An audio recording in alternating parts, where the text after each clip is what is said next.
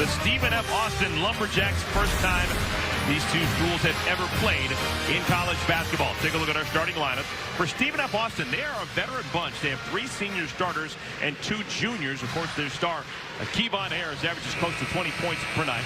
Duke, on the other hand, very young by design. They have just 1 sophomore and the rest freshman. Trey Jones is now starting his 43rd consecutive game. He has never come off the bench as a college player. There's Kyle Keller, now in year number 4 with Stephen F. Austin. Took him to the tournament a couple of years ago. He'll be matching wits with Mike Krzyzewski in his 40th year. All right, let's play some basketball. And the tap is won by Vernon Carey Jr. and the Duke Blue Devils. Stephen F. Austin plays an aggressive man-to-man. They're a team that defensively, they get out on you. They like to force turnovers. When they force turnovers, like to get out and go. And Trey Jones hits the deck. We've got an early whistle 15 seconds into the game, and we'll have free throws. While we have a moment, Dan Bonner, how about your 4 keys to the game? Well, one of the things that Stephen F. Austin has to do, they've got to play Duke 5-on-5. And what I mean by that, they have to protect the ball. They cannot turn it over and allow Duke to get rolling in transition, because then the Blue Devils will be impossible to guard. And for Duke, their season has been based on their defensive pressure and their up-tempo pace, and I think they have to maintain that tonight. We're talking about turnovers. Stephen F. Austin, they average close to 21 turns per game. Yet somehow they've been able to fashion a 4-1 record. A lot of turnovers. Foul is called on Kevon Harris. He needs to be careful. Well, they average a lot of turnovers per game, but total on the year, they have forced 25 more turnovers than they have committed. They're a good defensive team. This is Harris. 3-point shot, Como. Up and through. John leads the #1 team in the country. This is not a great 3-point shooting team. They don't rely a lot on the 3-point shot for their offense. Como's a pretty high percentage shooter, though. And another foul involving Trey Jones. This time it's whistled on Jones.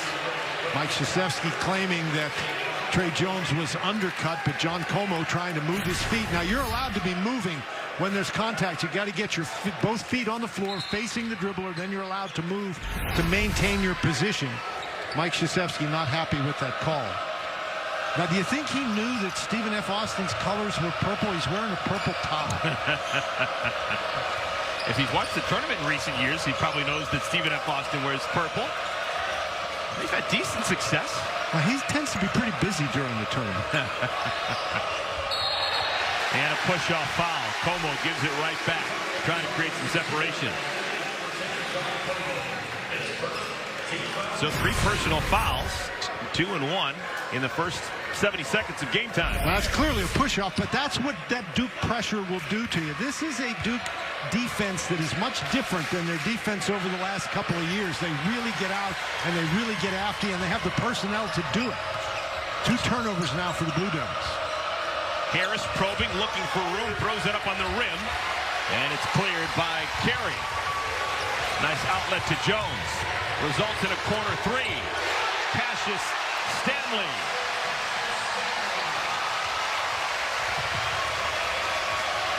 That's what Duke will do to you. Turn it over, you take a bad shot, they'll get it down the court, and they are prepared to shoot quickly, and they can score quickly. There, Wendell Moore picks up the foul. That is a difficult matchup, I think, for Moore trying to contain Kevon Harris.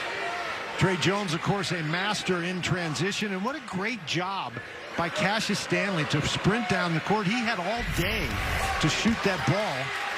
Lumberjacks a tough time getting back on defense. They'll need to do a little bit better job than that. Stanley had shot a lot of them, but when he does, they go in. He's now 8 for 14 from behind the arc. Now, Duke has 5 players that have made at least 6 3-point shots. With some power missing inside is Kensmill, and it's going to stay with the Lumberjacks. Gavin Kensmill, junior from Suriname. Transferred from Iona. Actually played in the NCAA tournament with the Gales a couple of years ago.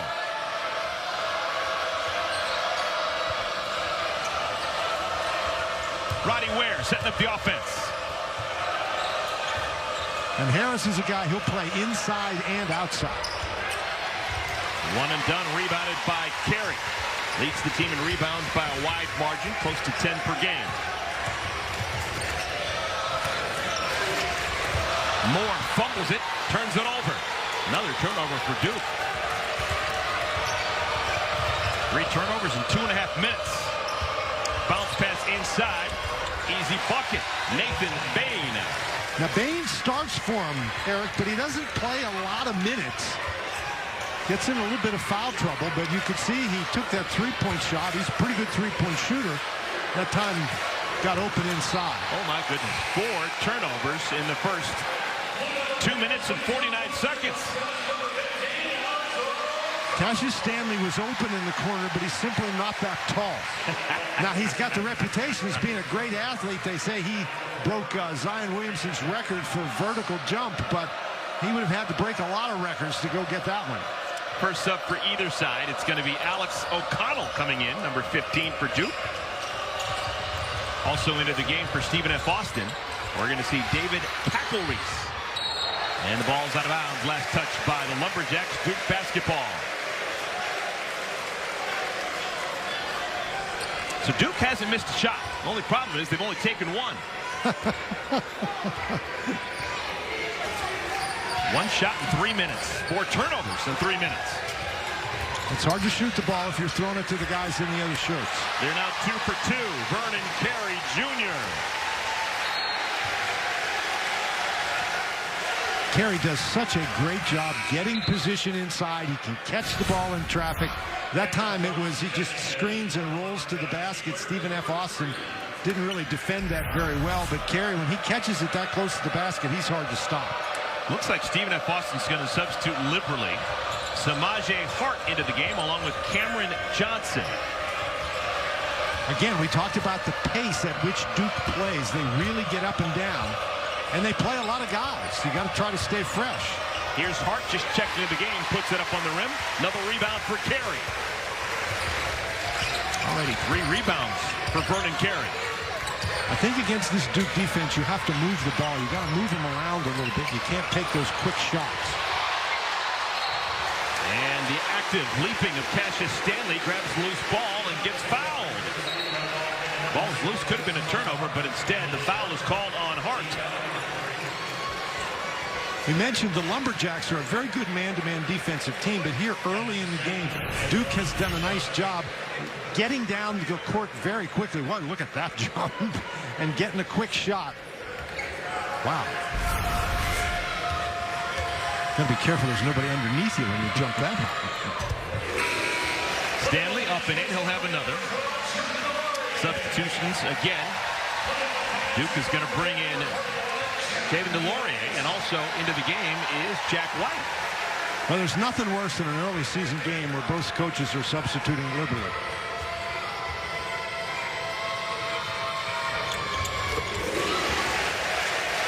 Charlie Daniels into the game for Stephen F. Austin. He wears number 12, and if you're asking, no, he did not bring his band. Or his cowboy hat, as far as we know. 9-5. Duke leading Stephen F. Austin. A lot of dribbling for Harris. Up and in. And that's the kind of basket that Harris is capable of making. Big and strong. He drives to get to the lane. The one thing about Harris, when he's driving the ball, he's driving it to score. He's not looking to pass it. From the corner, O'Connell to misfire. Strong rebound up and through for Jack White. And that's one of the things that Duke does very well. In fact, they are the best in the country at offensive rebounding. They have been totally dominant on that in that particular statistic. Look at that number. 17 offensive boards per game. And Jones doing what he does best. Being a pest defensively, forces the turnover. Well, a good start on the offensive glass for the Duke Blue Devils. Jack White fresh into the game, gets the carry and the stick back. Duke up 4.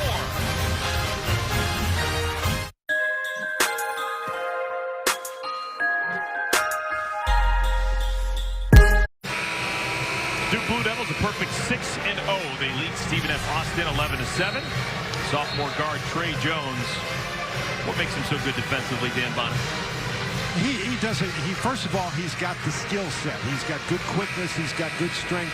But he just has that intensity. You know, playing defense is a lot about guys wanting to play defense. And he moves his feet very well. He stays in front of you. It's hard to drive around him. And when a guy does that, he can be a pest. One of the things we've seen from the Lumberjacks is a little too much dribbling, Eric. They need to move the ball a little bit more. Relatively easy to guard a dribbler. A little bit harder to guard guys who are cutting and moving.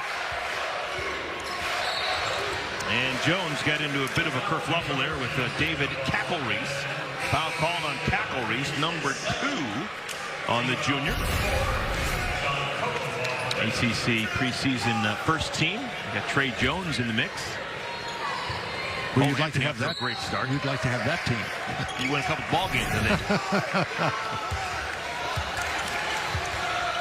All of those guys have thus far played up to snuff. White to cut. O'Connell. And a turnover. Bad pass by Delorier. Boy, just continued very sloppy on offense for the Blue Devils. Kevon Harris. Not going to miss that in transition. He's off to a good offensive start with 4. Quickly the other way. We'll have a goaltender. Give the basket to Cassius Stanley. Well, I'm telling you, the Lumberjacks, even if they score, they can't afford to take a victory lap because Duke is going right down to the other end. Clearly on the backboard when Hart got it.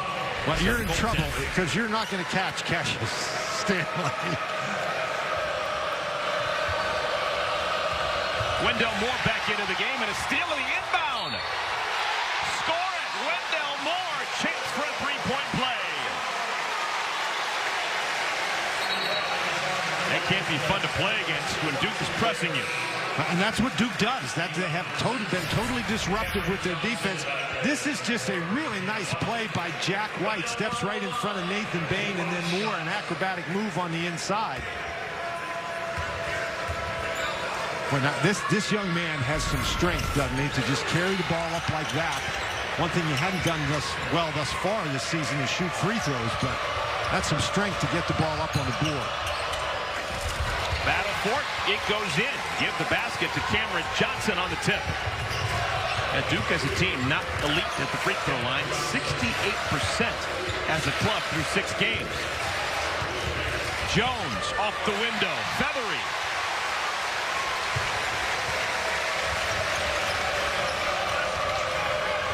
Boy, Duke has been unstoppable on the offensive end when they haven't turned it over.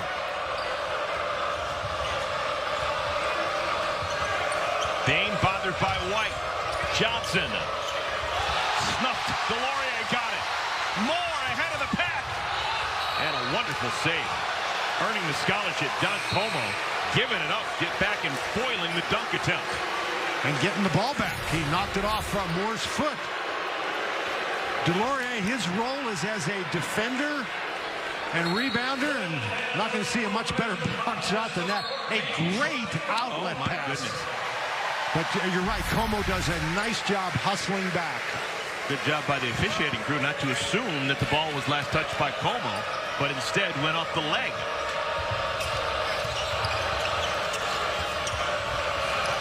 Again, pressure in the backcourt leads to a deflection. Lumberjacks keep it. You've got to be very tough with the ball. You've got to make short, crisp passes. And the guys to whom you're passing the ball have to step to the ball. Jordan Goldwire into the game for the first time for Duke. Off the window and in. Johnson again. He's got 4. Duke has still just missed 1 shot. They are 6 for 7 from the field through the first 6.5 minutes. See, Stephen F. Austin still trying to apply that defensive pressure.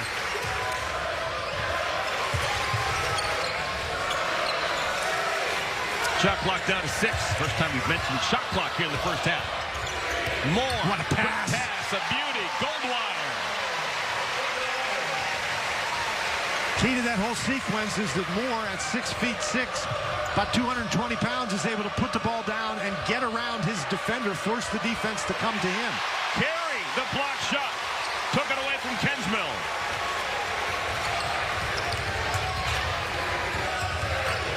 Moore, some nifty dribbling, finds Carey. Largest lead of the night for Duke. They lead by 8. Well, this is what Duke does. They just spurt at you. You know, you're in the game with them, and then all of a sudden they hit you with a 10-0 run, and you're wondering what happened. Kensmill got behind the defense. Carey lost track of it. Well, every once in a while when you're going to try to play pressure defense, your opponent is going to pass out of that double team and find an open man. That's just the price that you pay for that kind of aggressiveness on the defensive end. Moore, deflected pass.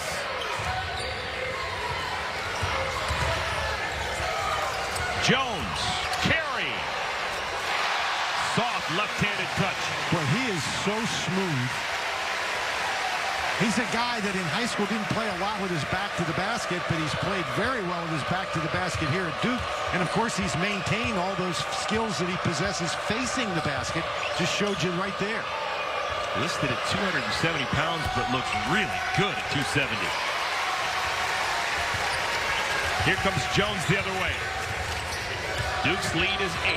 High watermark.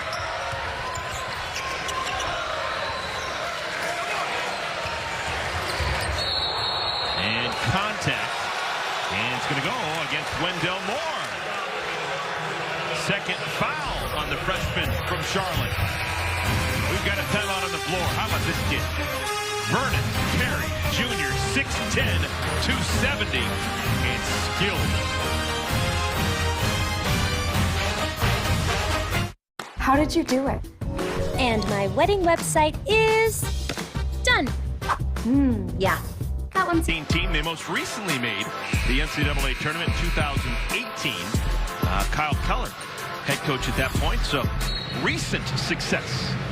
Well, they had a tough year last year, but this is, and so they weren't an NCAA tournament team last year, but this is an NCAA tournament program. These are guys that, you know, we saw those conference championships. 6 of them have been Southland Conference championships. And the Southland is, you know, that's a league where there's 13 teams in the Southland and only 8 make their conference tournament. So the first hurdle for these guys is to get to the conference tournament. And then, of course, the Southland is a conference that's not going to get multiple bids, so you're going to have to go and win that conference tournament.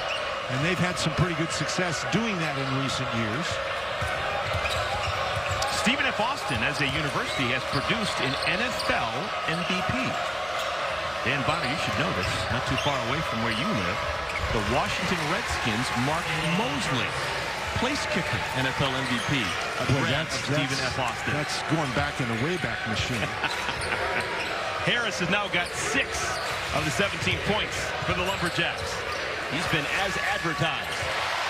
So has Trey Jones. You know, Trey Jones, people criticize the fact that he's not a high percentage three-point shooter, but he gets in that mid-range and that pull-up jumper. He is very, very dangerous. Duke is now 10 of 12 shooting the basketball. Turnover picked up by Stanley. That's 4 turnovers for the Lumberjacks. Carey was being held by Kensmill. Something special about those left-handed post players, Dan Bonner. Well, now, Vernon Carey Jr. that time, he got post position simply by sprinting down the court. He does a great job in transition of running to the basket and getting really good position. And I'm telling you, when a big guy runs like that and gets that kind of position in transition, it's very, very difficult to defend it. Gets the front end of the 1-and-1. He'll have one more. And he's another guy who you talk about Duke not being an elite free throw shooting team. He has struggled a little bit so far from the line. Don't know why. That's a good looking stroke. It sure is. My goodness. That looks like it's going to go in every time. Again, pressure in the backcourt. Ware will try his hand.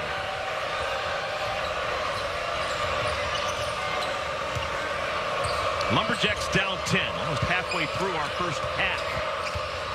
And Ware had his pocket picked. Hurt the other way. One man to beat, and he beats him. The freshman from Rochester, Minnesota, his first bucket. And the Lumberjacks have to call timeout. They're now down by 12. It's their largest deficit of the evening.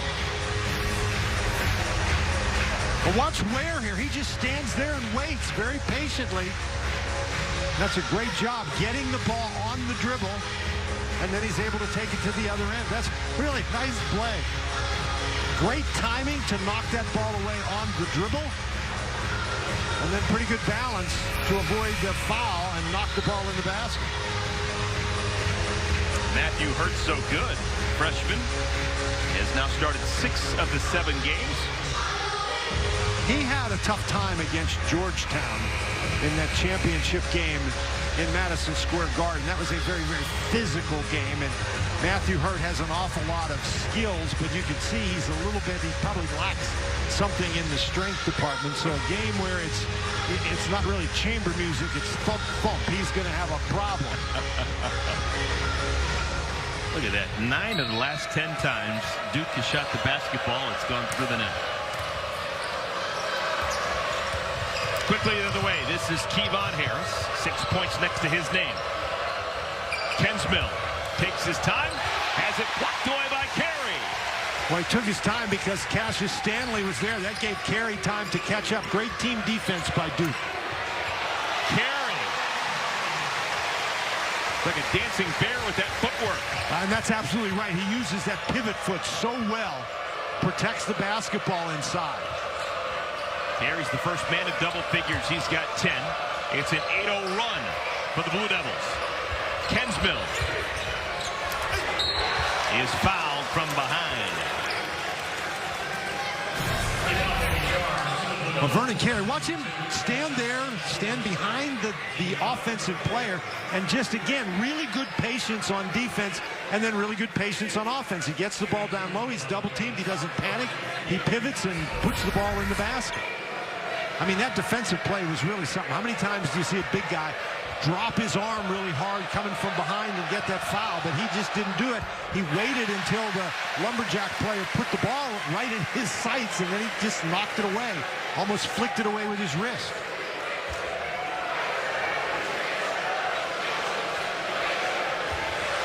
Gavin Kensmill. 1 out of 2. And a substitution for the Lumberjacks back into the game. Samaje Hart. He replaces Calvin Solomon. And again, the Lumberjacks are not a great three-point shooting team. They score attacking the basket. They score inside with Kensmill. It's just hard to do against this Duke defense. They're swarming it in there. Jones, Stanley, Carey, Goldwire, and Hurt. This is Matthew Hurt. Maybe that fast break layup got him going. Well, Hart is only 6'7". And so Hurt using that size advantage to his advantage on the interior. That's a nice job for Duke to find that mismatch. Kind of hurts your heart talking about that matchup. Inside.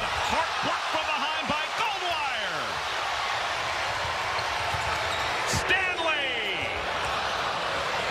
Duke may set the school record for blocked shots tonight. Harris ran into a wall and still scored. Well, Challenge Stanley. He can score in traffic, can he? Sure he can. He's got 8 leading scorer for the Lumberjacks. Averages 19.4. And now Harris ahead of the pack. What do you got, young fella? Very casual as he lays it up and in over Trey Jones. And a really good decision by Trey Jones to get out of the way, not only because not much chance of him getting a charge, but because Harris is 6'6", 216 pounds. Something you rarely see. Kevon Harris just told his coach, can I come up for just a second? And his coach's answer is no. Transition get back in there. For Harris. So he's going to come out. Someone came to the scorer's table for him. He's not going to stay in much longer. He's giving it everything he can for the time being.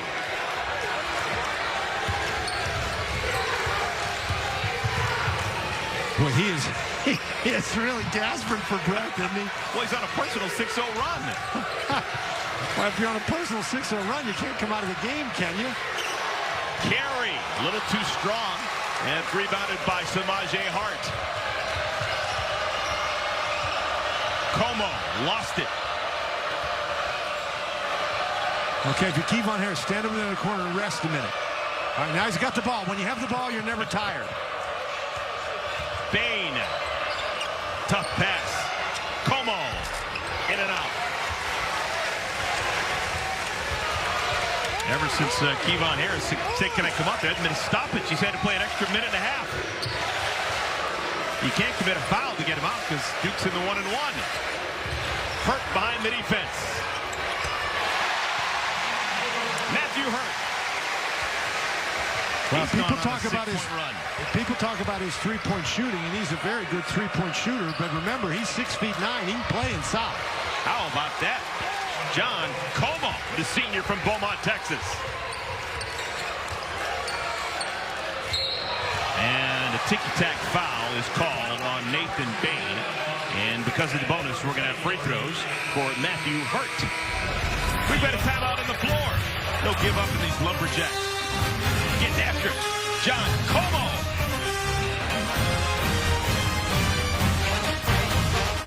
When we were looking for a roommate, he wanted someone super quiet. Yeah, and he wanted someone to help out with chores, so we got Jean-Pierre. But one thing we could both agree on was getting Geico to help with renter's insurance. He loves to vacuum.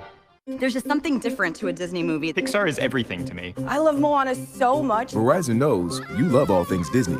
I think we've watched every single movie at least twice, 4 times. 100 times. That's why Verizon gives you Disney Plus on us for a year. I'm so excited to see The Mandalorian. No matter which unlimited plans your families mix and match, your plan comes with classics and new originals on us. And plans start at just $35 a line. Anybody want to do it on the dark side? I will. Because the network more people rely on gives you more.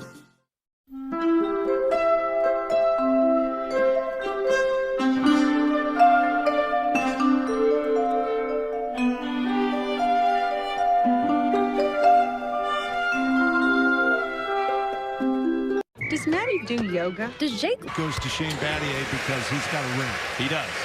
We're talking about influential and what Chris Webber and the Fab Five did. Matthew Hurt, one more. 2 for 2 for the freshman Matthew Hurt, who has figured it out. He now has 8 points, and he didn't get his first point until we were below the 10-minute mark. Well, again, he's one guy who struggled in that game against Georgetown, so I'm sure Blue Devil fans are happy to see him come out and play well. Where will the offense come for the Lumberjacks? Kevon Harris is sitting. Lumberjacks have 12 field goals. Harris has 6 of them. Well, Cameron Johnson is another guy who can attack off the dribble. That's a beautiful attack right there. Are they going to score the goal? Yes. Wow. The way he split that double team and finished was a thing of beauty. And Jack White trying to come over, and he was sort of in between. Is he going to take a charge? Is he going to try to block the shot? And he ended up staying in between, and that's usually a bad idea. Comes over, just can't quite get there. Nice job. How about that shot? I mean, he turned his back to the basket. A coach will tell you, got to keep your eyes on the rim. He turned his back to the basket and flipped it up.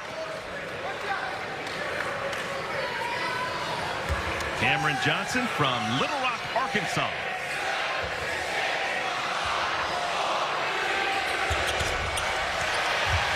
Delorier rebound.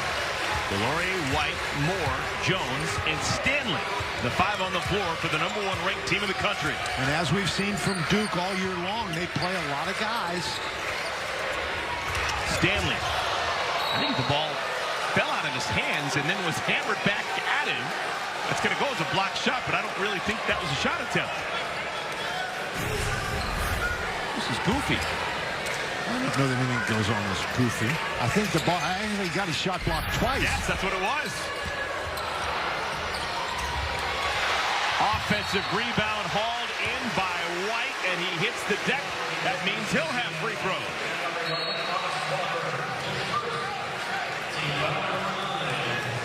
First, a quick word from Advanced Auto Parts. I can sign 12 autographs in 6 seconds. So reminding you to check your battery this fast? Easy. All right, Dan Bonner, considering how good of an offensive rebounding team Duke is, normally you think offensive rebounding, you think backyard brawlers. For the most part, Carey's a big man, but for the most part, this is not a wide team. Why are they so good at offensive rebounding? Well, they're a tremendously athletic team. They've got strength, and they've got guys who just go to the boards.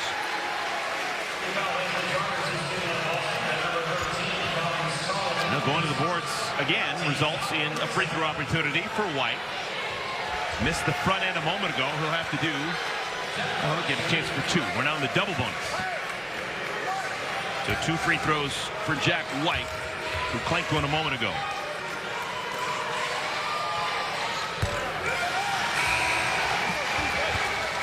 Joey Baker is going to come in for Duke. Stanley sits. Well, Stanley got popped a little bit. Yeah, he did. He may actually have a bloody nose.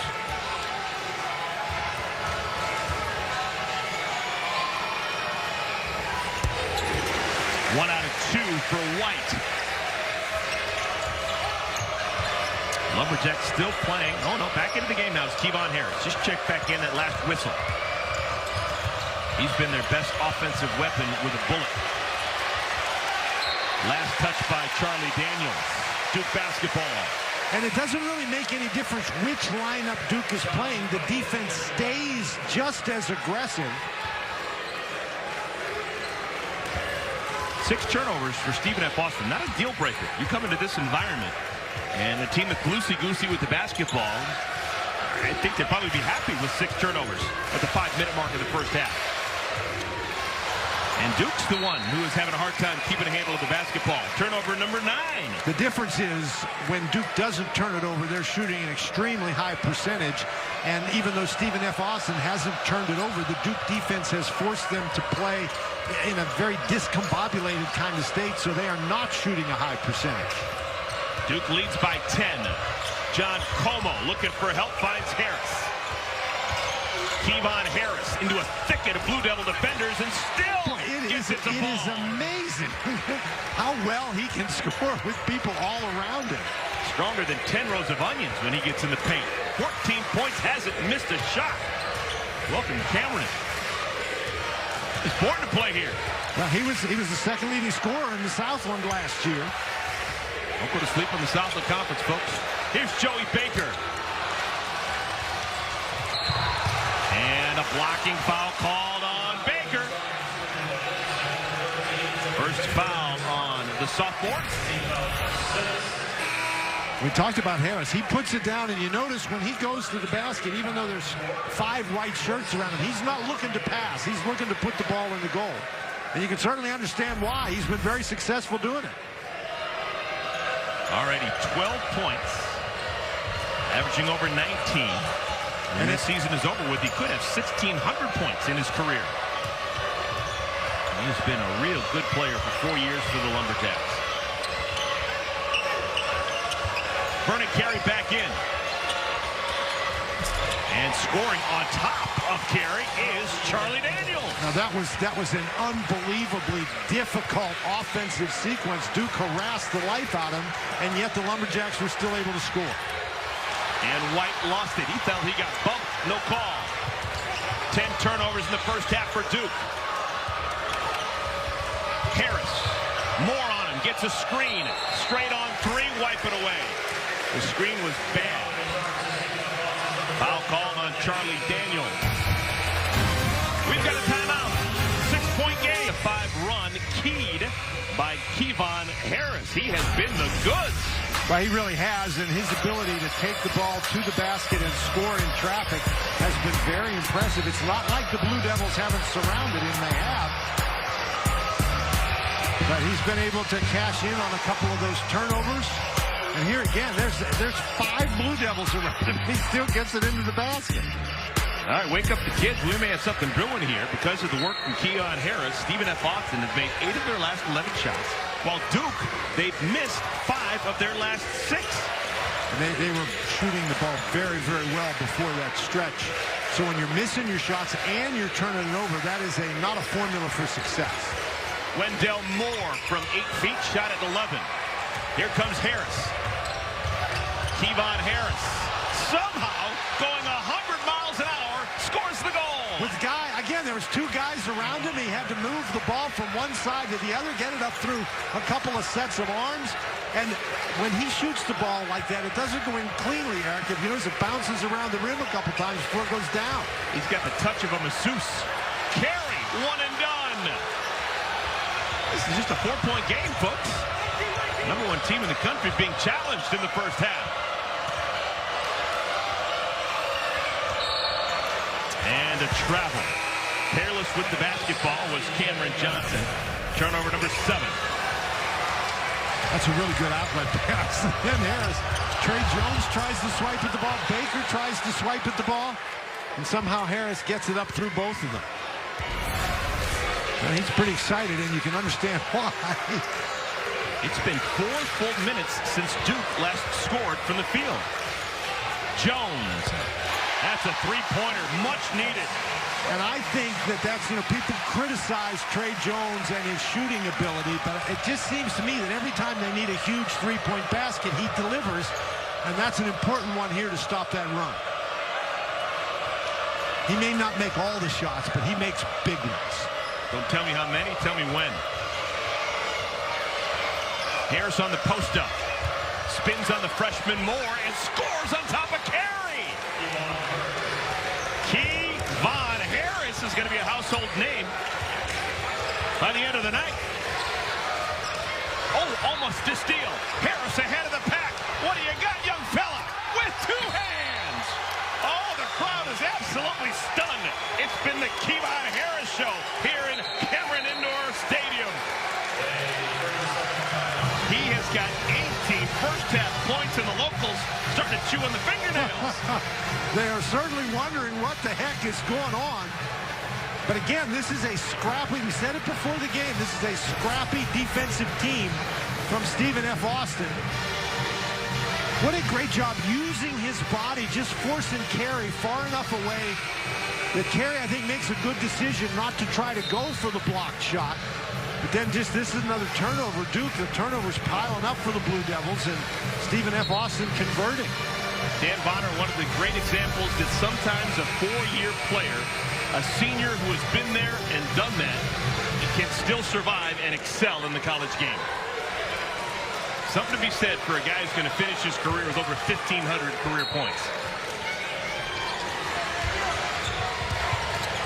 Remember, Duke had a 15-point lead. And we've got a foul as Matthew Hurt had his legs taken out. And we'll have 2 free throws for Hurt. Well, Kensmill was trying to get there to take the charge, but what Kensmill did is he didn't stop before Hurt got to him. He went right up, and he made contact with Hurt, and that's why that was called a block. Then you got to get your position before that offensive player leaves the floor. But he actually went right up and made contact with Matthew Hurt. Kensmill will leave, replaced by Charlie Daniels.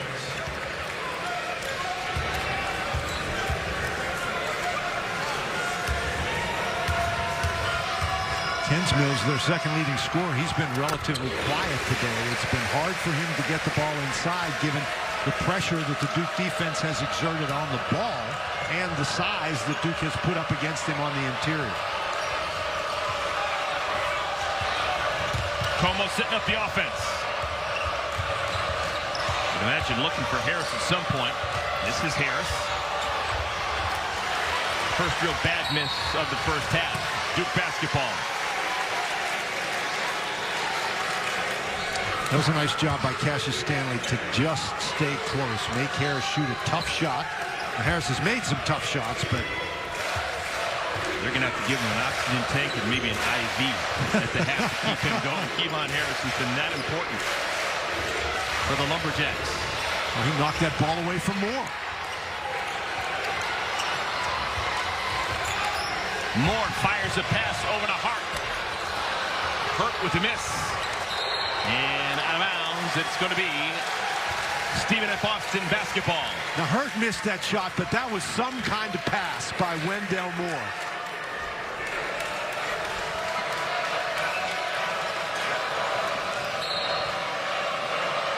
Hurt challenging the inbound pass from Hart. And Hurt kicks Hart's pass. Do it again. Hart on Hurt. Nope. Say that fast 6 times. Just testing myself. Under a minute to play here in our first half. Well, and Stephen F. Austin is certainly testing Duke here in this first half. First time these two schools have ever played, and Duke may never schedule Stephen F. Austin again. Just a 5-point lead for the #1 ranked team in the country. Deep three. Shot is missed by Hart. Here comes Duke. Jones transition three. One and done. Now Ware forcing the issue. Daniels the post up against the smaller man. Open look. Hart inside. Boy, that was some pass. It is a one-possession game. Shot clock's off. Duke is going to hold for the final shot.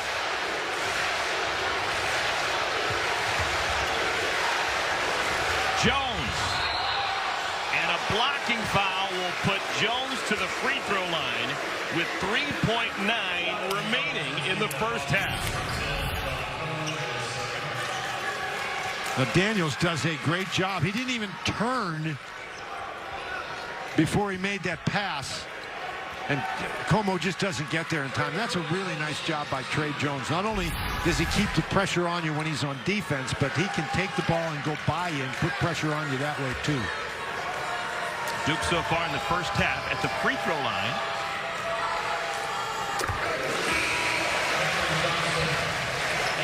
Jones hits the first. He'll have another 10 points. Duke is 11 for 14 at the free throw line. Told you earlier they average 68% as a team free throwing. Two good-looking freebies for Jones. And obviously those free throws are one of the reasons why they're leading. A lot of turnovers, and Stephen F. Austin has been able to get inside the defense here down the stretch in the first half. Harris will start in the backcourt. He's going to have to put something on the rim. It'll count if it goes. And it's just shy. He actually got a pretty good shot on He that. did. Real good first half for Kevon Harris and the Stephen F. Austin Lumberjacks out of Nacogdoches, Texas. They're putting the feet to the fire of the #1 team in the country. Who knew? That's why you play the ball game, folks. Duke Blue Devils have the lead, but only by 5. 20 minutes in the books. Stick around, more to come.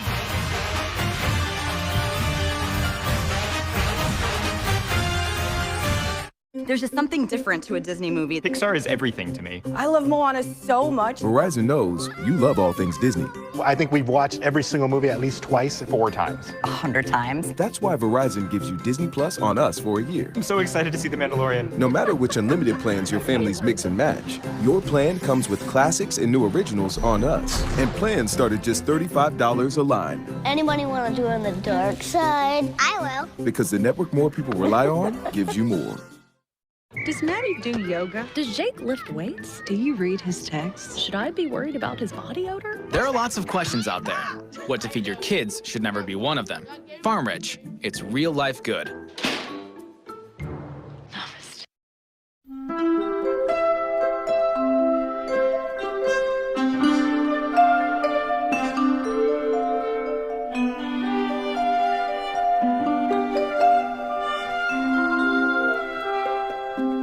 We thought we lost everything in that fire, but my independent agent and auto owners made sure we were up and running fast. That's what mattered to us. For whatever lies ahead, we're always there. Auto Owners Insurance. Are you ready for all the football, all the time, in a season that never ends? Well, these 6 planes are ready. This grandpa's ready. The fans are ready. The teams are ready. Are you ready? Strikes it well and scores! Oh, I don't believe it! And what a goal that is! Can you believe this? Really? Can you believe it? Euro 2020, coming in June on ESPN.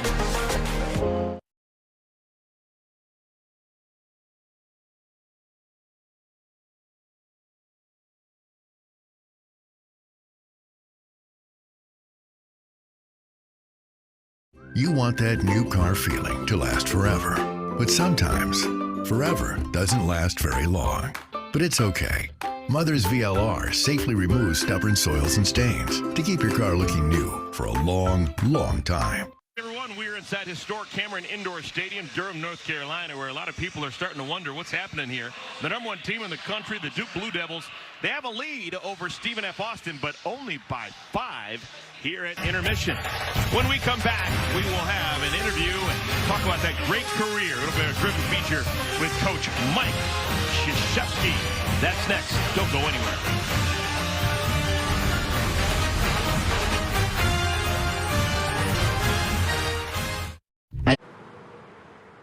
A month after the lights went out. Alexa, pause my podcast. Alexa, set the temperature at home to 71 degrees. And turn on the lights.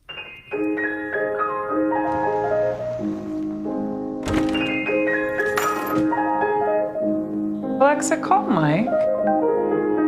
Thanks, hun. Have fun at work.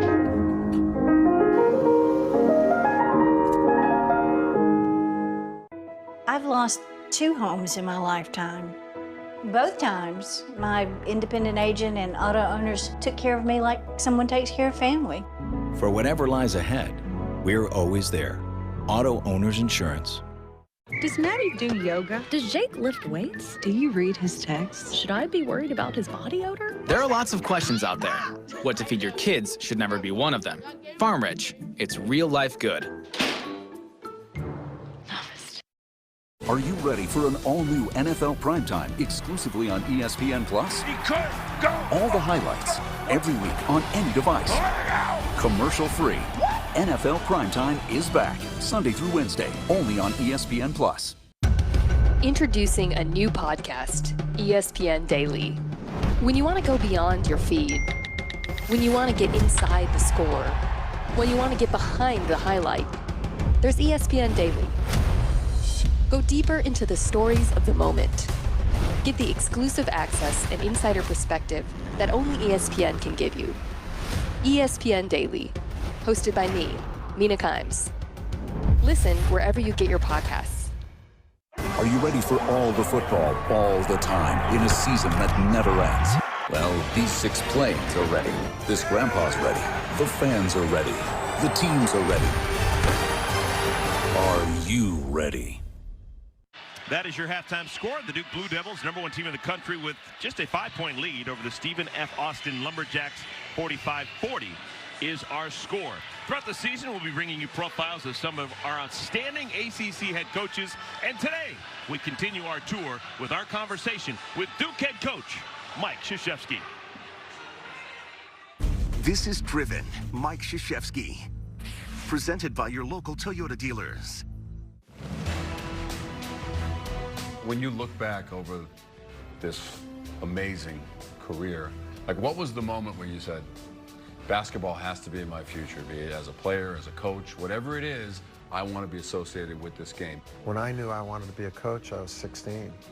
And because of the guy who coached me, and also I wanted to be a teacher and coach. And I thought being a high school coach and teacher would be the most unbelievable thing that I could do. And I wanted to have that impact on people during my life. And I'm living what I've wanted to do, and I'm living it at a level that I never really imagined could have happened, and I've been a very lucky guy. Do you allow yourself some time to reflect back on the accomplishments, or must you be in the moment playing in a league like this? You know, I try not to look to the past, because if you do that, you don't give as much room for the present. And I also try not to look into the future, but try to be immersed in the moment that you're in. But you draw on the experiences that you've had in the past, obviously. You learn so much from them. Are there times where you turn around and say, that situation, I've never seen that before? Does something new always kind of come up in the course of coaching, even though you've pretty much seen everything? Yeah, you know, you haven't seen every person. And I think the thing that is constant, the constant change are people. I have to adapt in how I connect with them. You don't adapt what you connect with. You still teach the values of work teamwork, loyalty, trust, and all those things. To me, that's the thing that's most interesting, are people, not X's and O's. Driven, Mike Krzyzewski, is presented by your local Toyota dealers. The all-new 2019 RAV4. Visit your local Toyota dealers or Toyota.com today. Toyota, let's go places. Verizon Up gave us tickets to the Super Bowl. We were able to meet Shawn Mendes. Verizon got me into the NFL Combine. They don't even sell tickets to this thing. Verizon knows you love live music and sports. We got to be this far away from the stage. That's why we give you access to more jaw-dropping experiences, including NFL games and events. I've never had a VIP experience before like that. Probably the best moment of my life. Switch now and you'll get access to thousands of tickets on us, plus one of our best phones when you buy another, because the network more people rely on gives you more. Does Maddie do yoga? Does Jake lift weights? Do you read his texts? Should I be worried about his body odor? There are lots of questions out there. What to feed your kids should never be one of them. Farm Rich, it's real life good. We thought we lost everything in that fire. But my independent agent and auto owners made sure we were up and running fast. That's what mattered to us. For whatever lies ahead, we're always there. Auto Owners Insurance. Coach Saban, we have health insurance. Did health insurance pay for everything? We still have bills. Aflac gives you money directly to help with those. Aflac sounds like a winner. We try. Get help with expenses health insurance doesn't cover. Get to know us at Aflac.com.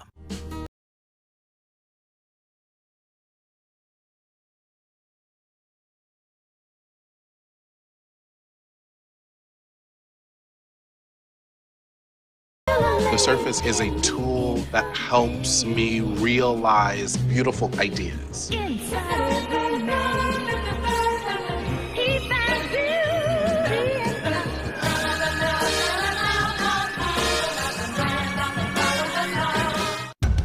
Introducing a new podcast, ESPN Daily. When you want to go beyond your feed, when you want to get inside the score, when you want to get behind the highlight, there's ESPN Daily. Go deeper into the stories of the moment. Get the exclusive access and insider perspective that only ESPN can give you. ESPN Daily, hosted by me, Mina Kimes. Listen wherever you get your podcasts. Are you ready for an all-new NFL primetime exclusively on ESPN Plus? All the highlights, every week on any device. Commercial-free. NFL Primetime is back, Sunday through Wednesday, only on ESPN Plus. Second half basketball just right around the bend. Our score through 20 minutes. Maybe a bit of a surprise. The number one team in the country, the Duke Blue Devils, just a 5-point lead over Stephen F. Austin.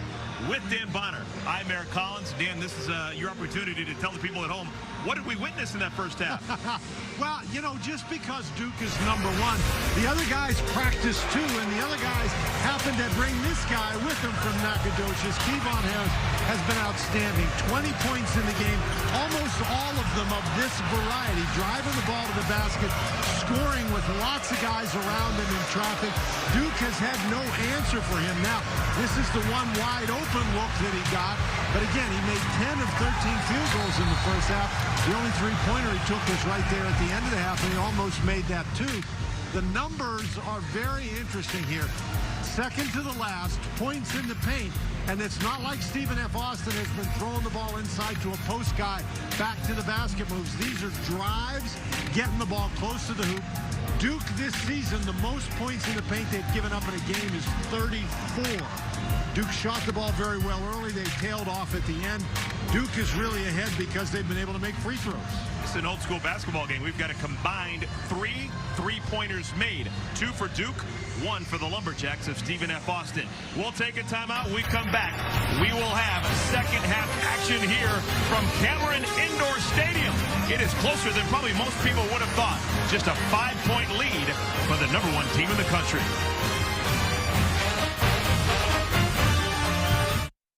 Behold. Which one's for the TV? Try this, boss. It's Amazon Fire TV Cube with Alexa voice control. It's easy. Alexa, turn on the TV. Fantastic. Alexa, play the marvelous Mrs. Maisel. Where can you get a decent meal around here? Whoopsie.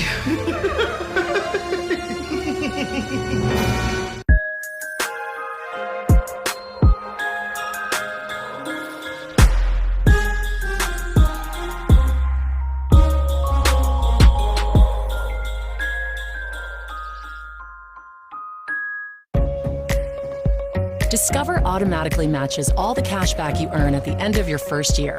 Dollar for dollar. Millions of people a year get their cash back matched. What are you waiting for?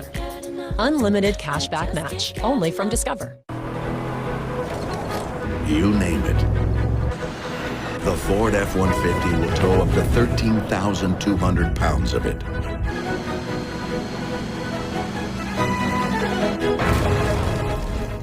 You don't think it'll happen to you, and you surely don't think it'll happen twice.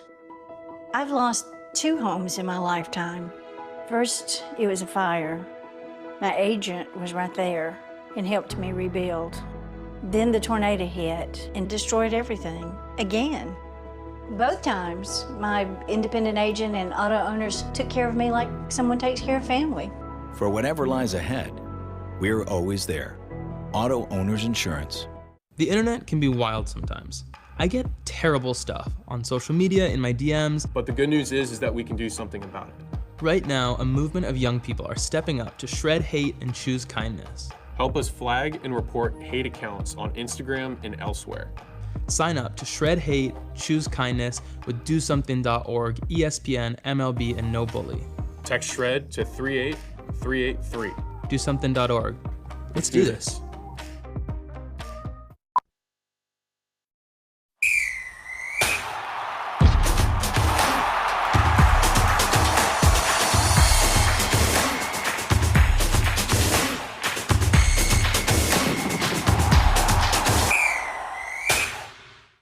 Sleepy small college campus, but not when you get to the team store. They will sell you a t-shirt or two. My goodness, that's like the Taj Mahal of Duke swag. Get ready for our second half to begin. It is the Duke Blue Devils and the Stephen F. Austin Lumberjacks in a good one. 5-point game with Dan Bonner, I'm Eric Collins, as we take a look at our leading scorers for both sides. Now, obviously, for the Duke Blue Devils, they've got to figure out a way to contain Kevon Harris. I think that's one of their priorities. The other priority is they cannot be so sloppy with the basketball. They had 11 turnovers in the first half. Now, as it is every single year in this age of one and done, a very young team for Mike Krzyzewski, so I guess you could say that first half was a teaching moment. Well, just because they're the #1 team in the country doesn't mean they're going to come in and they're just going to murder everybody. I mean, the other, Stephen F. Austin, they come in here 4-1. They are a very gritty team. We talked about their ability to play defense, and when they're able to get Kevon Harris going, they're pretty tough. So this is not a bad basketball team. This is a game where Duke has to play well if they're going to have the kind of success they want, and they did not play well, particularly on the offensive end in the first half with all the turnovers.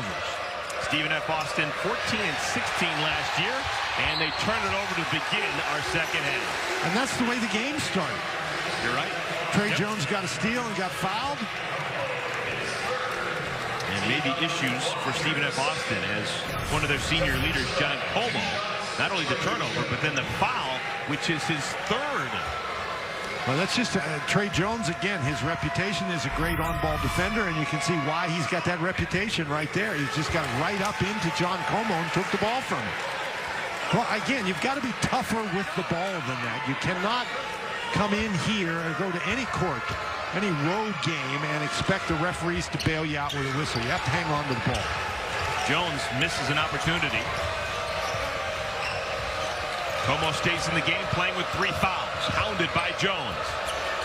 Inside, Kensmill. 1-possession game. And that's just a breakdown defensively for the Duke Blue Devils. But a nice job by Stephen F. Austin. They ran a couple of guys off screens. That's something we didn't see early in the game. A lot of one-on-one dribbling by Stephen F. Austin. Stanley. Tough shot. Rebounded by Nathan Bain. When you only make one pass and shoot, it's hard to get in good position for offensive rebounding. And we mentioned Duke leads the country in offensive rebounding, only 4 offensive rebounds in the first half. Duke coming off wins over the weekend against Georgetown out of the Big East, against Cal out of the Pac-12. Bain. And maybe the moment got to him. That would have tied the ball game.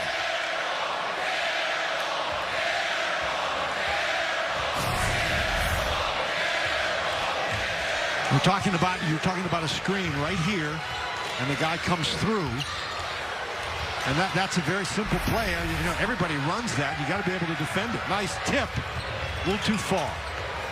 First on the deck, Hurt gets it over to Stanley. Moore, and Moore is whacked on the wrist, and the freshman from Charlotte will shoot free throws. Boy, just second foul on Bain. A little bit sloppy here early in the second half. And if you're Duke, you keep the pressure on. You keep the pressure on. This is the way you want to play. You try to wear them down. And one of the ways you do that, if you're going to get your opportunities from the free throw line, you have to convert.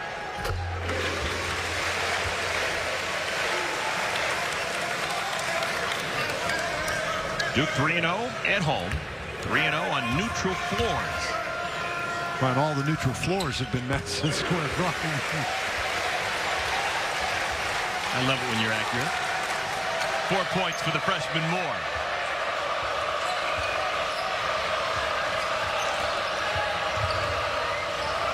Como. Jones making his life miserable. Entry pass, Kensmill. Disjointed offense so far in this time down the floor. Still 8 seconds to shoot. Ware needs a screen. Wow, found money. Boy, that's a great battle inside by Kensmill. And Como lost it out of bounds. So we haven't seen a lot of Kevon Harris in the first 2 minutes of this second half for Stephen F. Austin. They haven't been able to get the ball to him. But if he had the element of surprise, he lost it in that first half. 20 points will do that for you. Yeah, certainly Duke is paying a lot of attention to him. Last touch by Stanley. No, Mike Eads, lead official, says, I got it wrong. It stays with Duke. Well, he never pointed, so technically he never had it wrong.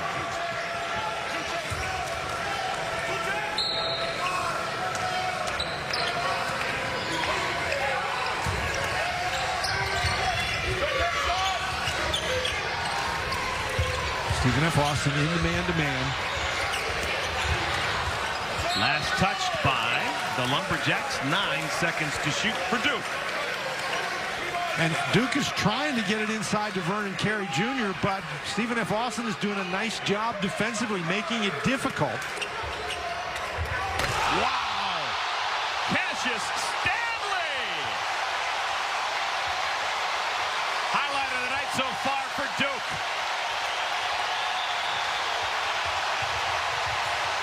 Como trips and falls, and we've got a tie-up. Possession arrow favors the locals.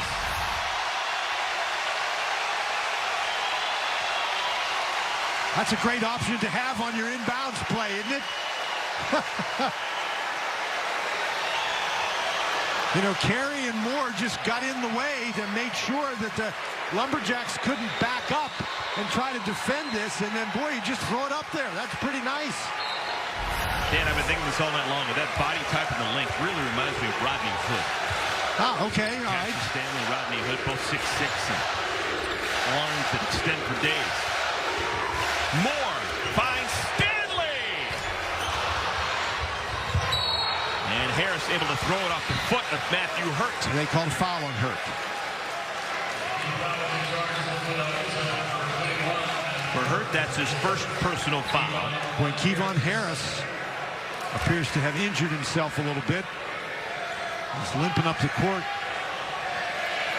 Now, he may just be cramping up. He's grabbing his calves. We saw that in the first half. That was a story. He needed to come out of the game in the worst way, even when he was on a hot streak. Como. That was tipped, I thought, by Carey. It's going to stay with Stephen F. Austin. And, yeah, Kyle Keller thought that was goaltend. Well, he did. He thought that Carey hit it while the ball was in the cylinder. Hurt got called for the foul right there, and Harris goes down out of bounds, and you can see he's going to grab his leg. We get a timeout on the floor. 7-point game. Duke leads Stephen F. Austin. Wild turkey in combat. Just a moment ago, and what did Vernon Carey just do? Well, this is what Kyle Keller's upset about. He thought this was a goaltend, but Carey blocks it there. He hits it once, and then he hits it again. And so, you know, that ball it's not in the cylinder. It's above the rim, but he hit it twice. And he blocked it with his right hand and blocked it with his left hand. That's unbelievable. And you get 2 blocked shots on the same play? That's a great call, too, by the officials. So they saw it on first blush. All right, still stays with Stephen F. Austin. Lumberjacks down by 7. They do not have their leading scorer, Harris, on the floor right now. Where's the offense going to come from? Maybe from Gavin Kinsmill. Well, Kinsmill is a big guy. He can score inside. Pretty good back to the basket player, but we haven't seen that very much today because Duke has cut it off. Cameron Johnson into the game, replacing Harris, who looks like he wants to come in, but just not able to. Moore got bumped from behind by Nathan Bain. Third foul on Bain. Oh, this is just torturous watching Kevon Harris. Something is obviously not exactly right with him. We can't tell from up here, but the way he's reacting, it really looks like he's got cramps. And he's going to try. He'll check back in. Bain leaves with 3 fouls. Roddy Ware leaves as well. Into the game, Samaje Hart, along with Kevon Harris. Duke is still playing with the 5 that they began this half with. 4 freshmen and a sophomore.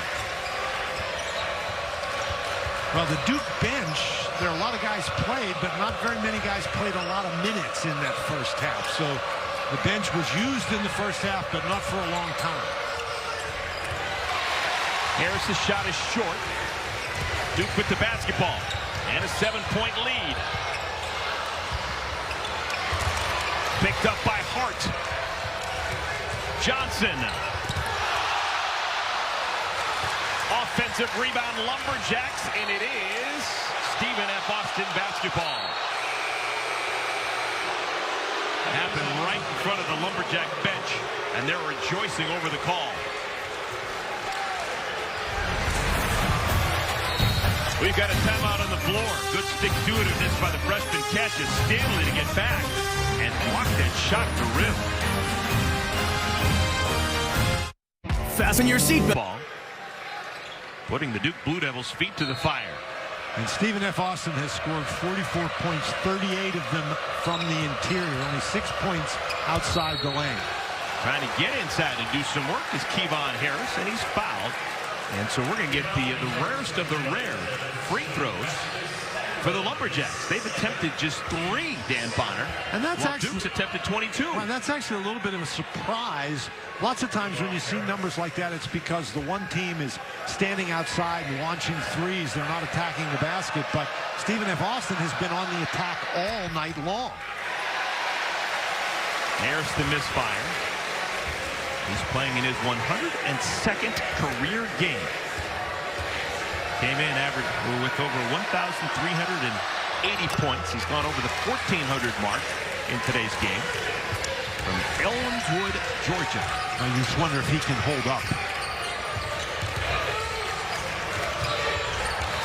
Duke has only made 2 3-pointers. And Carey is fouled in his foray to the rim. Mismatch. Will shoot free throws. Mismatch inside. Samaje Hart just not able to handle Carey down low. He tried to block the shot. Duke had success early going inside to Vernon Carey Jr. This is just great job using his body. Talk about being overmatched. Hart must feel like he was guarding an oak tree in there. A legitimate 6'10", 270. Vernon Carey Jr. And as an added benefit, a southpaw. Somewhere David Robinson smiling. Tapped out of bounds. Last touch by the Blue Devils. Something about those left-handed pitmen. Going all the way back to foul here. Hey, David Robinson! Ask and you shall receive. Wow, wonderful work, guys in the truck. His son Justin Robinson is part of this year's edition of the Duke Blue Devils. Great lefty center from the Naval Academy. Kensmill dumps it down, and missed opportunity for Hart. Love to have that one back. Hart needed to take his time, and he didn't. That was a great pass by Kinsmill. Now Hurt trying to post up Hart. Entry pass denied, but a foul.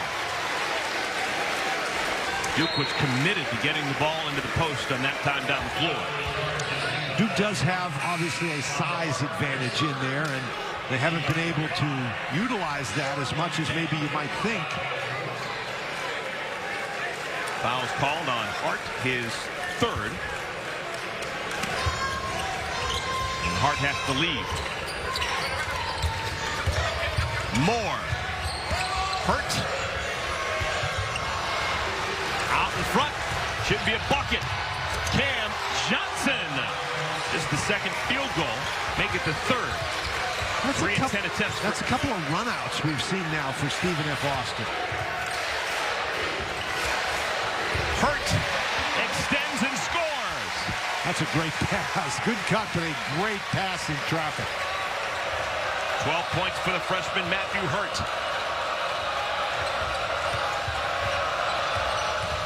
Harris from the elbow.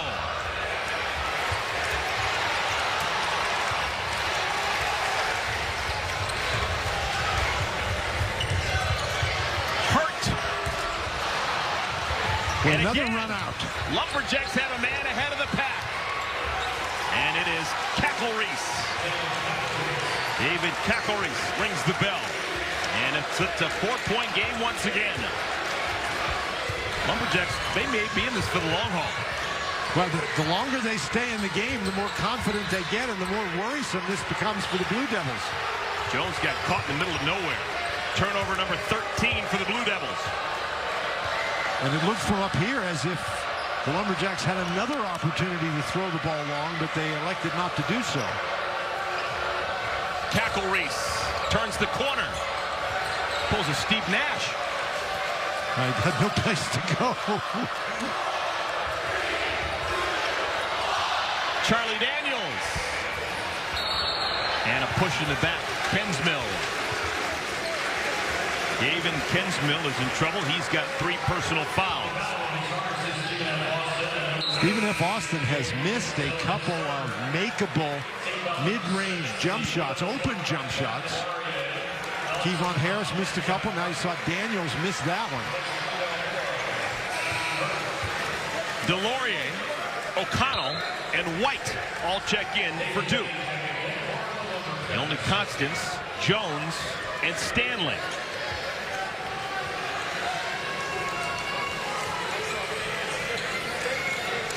13-16 remaining in our second half. Stephen F. Austin's only lead was right out of the chute, 3-2. First minute of the game.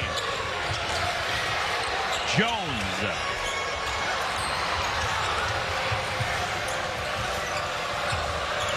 Lumberjacks have not been intimidated. No, they have not. They've done a nice job on the defensive end.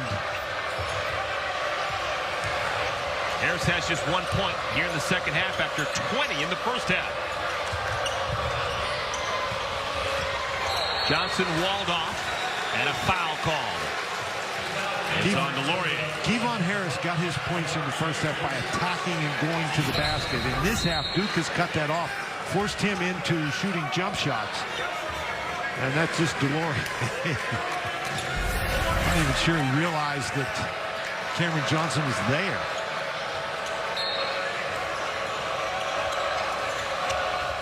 Dangerous pass, almost stolen away. Johnson hangs and hits. Cameron Johnson makes it a 2-point game. Johnson's made a couple of those. He and Harris are the guys who've really been attacking the basket and able to score despite pressure. O'Connell off the window. Junior from Georgia, first bucket.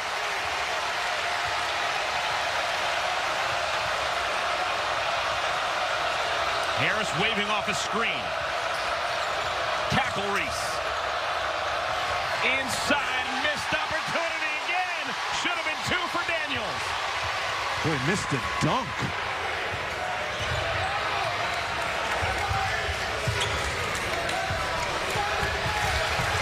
And this is the time when don't get the 2, and then this is the time when Duke hits a 3. Trey Jones. O'Connell lost it. Numbers for the Lumberjacks. 3-on-2. Bain runs it down in the corner. Harris slides inside. And a foul going for the rebound. It's called on Duke. How about this? It's going to be Stephen F. Austin basketball. Stephen F. Austin, the Lumberjacks from Nacogdoches, Texas, against the #1 team in the country, only down by 4.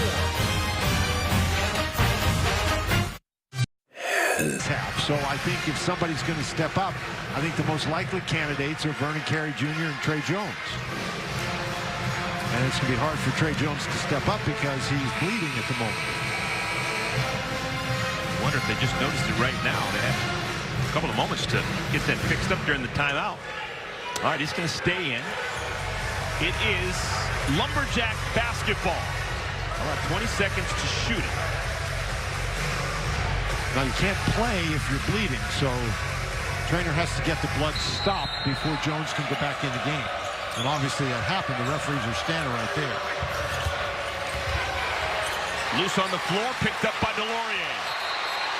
And a foul of the reach-in variety called against Charlie Daniels.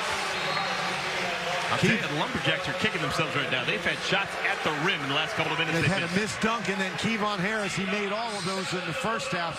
Now, that wasn't an easy shot, but his shots in the first half weren't easy ones either. All right, let's see what these Blue Devils can do at the free throw line. They've made it to the bonus with 11:18 remaining in the game. Delorier will have a 1-and-1. Basically a 50-50 proposition at the line. 11 for 19 coming into this game. And the Blue Devils have not been as effective from the line in the second half as they were in the first. Never made it to the rim, but an offensive rebound, Stanley, and now he will go to the line.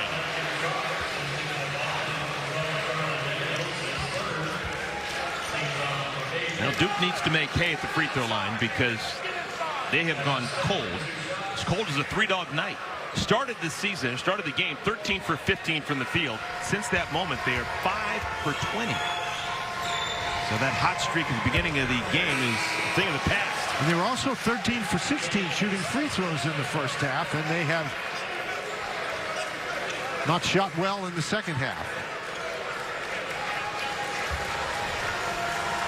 Stanley has made some spectacular plays, but you see they're only 3 for 9 shooting.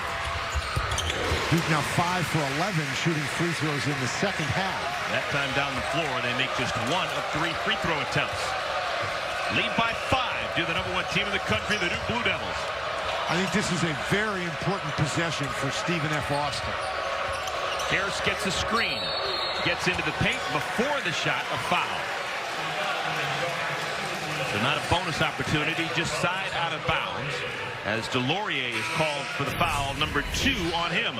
Well, this is Kevon Harris just taking the ball. And again, he does not drive to pass. He's looking to take the ball all the way to the basket, and he got whacked a couple of times.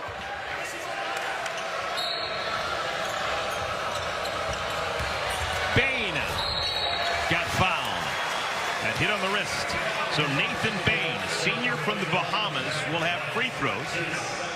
Foul number 2 on Jack White. And Stephen F. Austin continues to get opportunities close to the basket. He missed a couple of easy ones. Now that was a foul.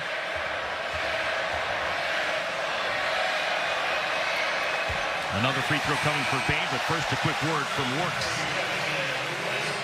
The Works TriVac 3-in-1 Easy Switch from blow to vac is a game changer and a time saver. Your yard work champion. When if you're Stephen F. Austin, you just don't want to waste these opportunities. Back to a 4-point game. Kyle Keller loosened up that tie. Stanley, Jones, Carey, O'Connell, and White, the 5 on the floor for Duke. And Carey is fouled from behind by Como. And for Como, that's now 4 personal fouls. John Como, big part of what they're doing with Stephen F. Austin. This is really a nice job. Stanley draws 2 defenders, and nobody drops down in time to get Carey. Como, and that's tough for Como. He's only 5'10". So even if he's able to drop down and try to defend Carey, he's given up a foot. That's what happens. So with the 4 fouls, Como has to leave. He's replaced by a sophomore from Baton Rouge, Louisiana, Otis Walker. Doesn't get a lot of playing time. He's only played in 3 of the first 5 games for the Lumberjacks.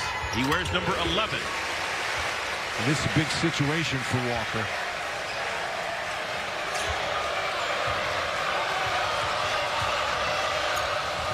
Harris walks it over the timeline, shaded by Stanley. Harris wants to take the ball to the basket. He's looking for a screen. Dump down, Kensmill. That's a great pass. Everybody was sort of standing there watching Harris. And Kensmill, that's great position inside. Perfect pass.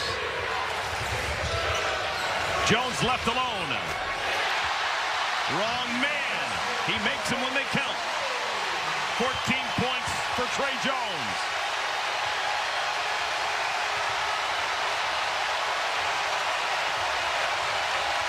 Remaining. Dump down again, Kensmill. Bain, good catch. Nathan Bain. They just continue to attack inside, and Duke has very little answer in there. Remember, early in the game, 4 different Duke Blue Devils blocked a total of 5 shots. We haven't seen the shot blocker. Tough chance for Trey Jones, but he's fouled.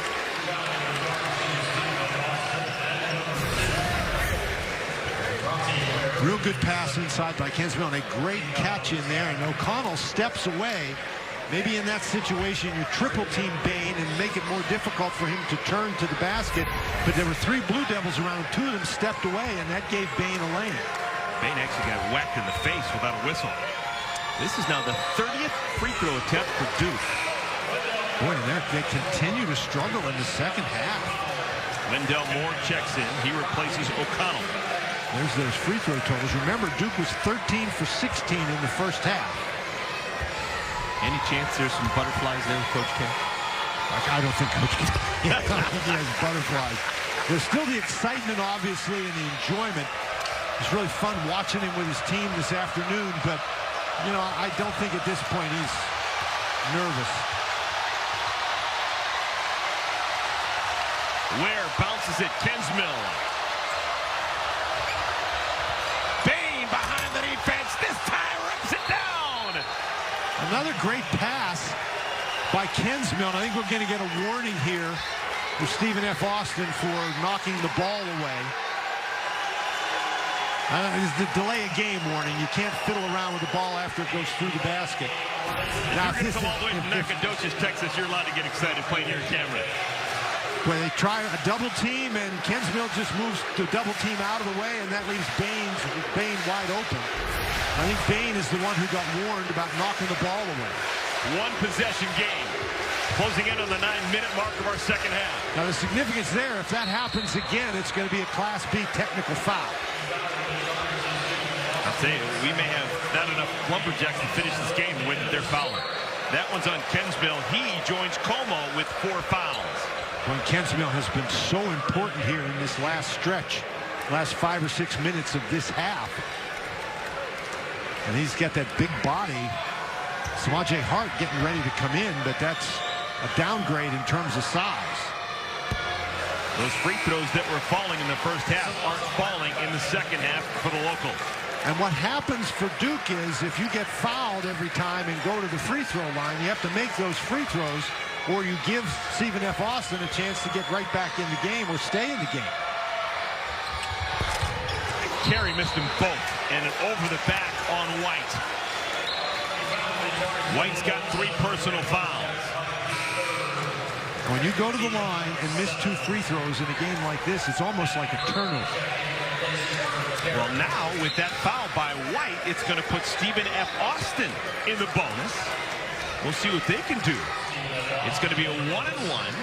Kensmill will shoot the free throw. Now, he is a 60% free throw shooter. Made 1 of 2 in the first half.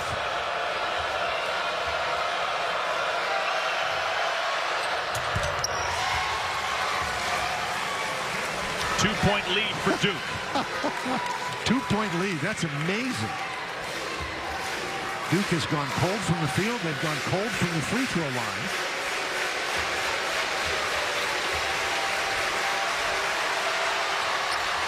Wow.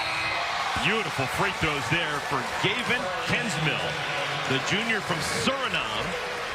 And now Kensmill will have to leave because he's got 4 fouls. Right, and you made the point, and it's a good one. They've got 2 starters now on the bench with 4 personal fouls.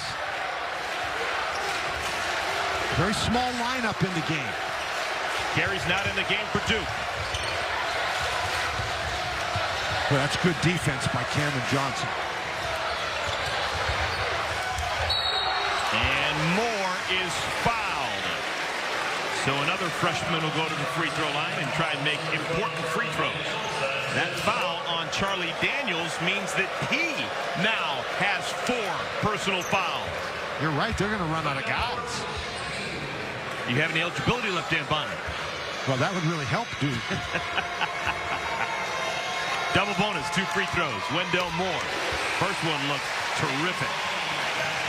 Nathan Bain has to come in, so a very short resting period for Bain. He has to go get Charlie Daniels with the 4 fouls. They don't want Daniels to come out of the game. Daniels knew he had 4 fouls, so he's going out of the game, but he's not the one they wanted. It's Samaje Hart who comes out. Maybe they're going to press on Hart the fact that he cannot pick up his 4th foul. Ripped away by Harris. Ahead oh, what a pass! Johnson. Score the goal, and we're tied at 62. What a pass by Kevon Harris. Who would have thunk? #1 team in the country is being challenged. Moore. Cleared by the Lumberjacks. Harris for the lead. And a foul. Won't have free throws.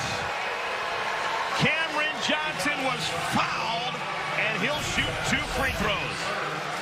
Now, Kevon Harris just makes a great pass to a streaking Cameron Johnson. And how many times have we seen that? That it's at least 3 or 4 times that the Lumberjacks have been able to get a run out.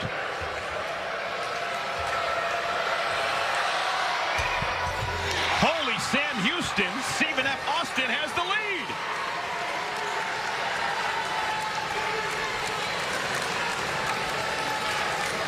Stunning. Lumberjacks' first lead since 3-2. And they lead by a pair. And despite all the foul trouble, despite everything that has gone on, Kevon Harris having to go out of the game a couple of times with cramps, these guys just keep fighting. Duke last lost to a non-conference team here at Cameron in 2000. That was St. John's.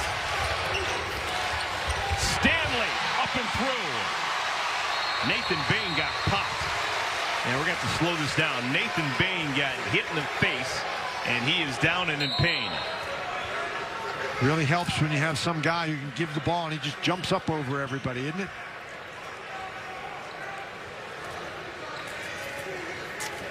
All right, chance for everyone to catch their breath. Some concern for Nathan Bain. 64-64 tie here in Durham. To see if that might have been a flagrant one foul, but they ruled it was just a normal basketball play. That doesn't make Nathan Bain feel any better. They're still trying to clean up the court. They need to move that along a little more quickly. The guys are coming back out from the court. It is a 64-64 tie. It's hard to tell whether Bain had a bloody nose or whether he got cut in the lip just below the nose. Lumberjacks have the basketball. And Kevon Harris only has 1 point in this half for the Lumberjacks, so they're doing it without their big scorer making contributions, at least scoring-wise. Here he goes. Harris had it stripped away, last touched by White. Well, Duke surrounded him that time. Duke has won 150 consecutive non-conference home games. Last time they lost in that situation was 2000 against Bootsy Thornton and St. John's. Daniels too strong, rebounded by White. Well, Hurt is 6'9", he's got long arms. That was a tough shot. White had his pocket picked. Numbers 2-on-1 for the Lumberjacks. Cackle Reese up and in. Lumberjacks back on top. Boy, great discipline by Solomon to get himself stopped so he didn't pick up the charge and then make the dump-off pass to Cackle Reese. It's amazing how many times we've seen Stephen F. Austin on the break against Duke. Up and through. Matthew Hurt the splash.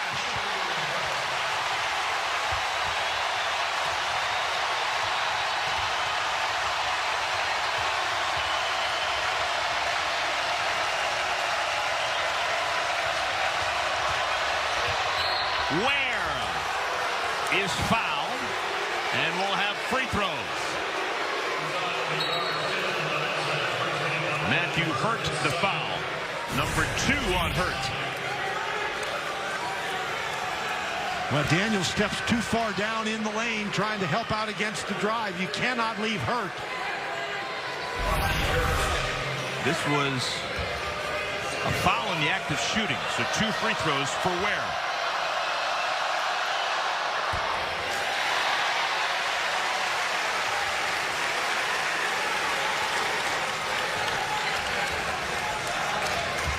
Ware, an excellent free throw shooter.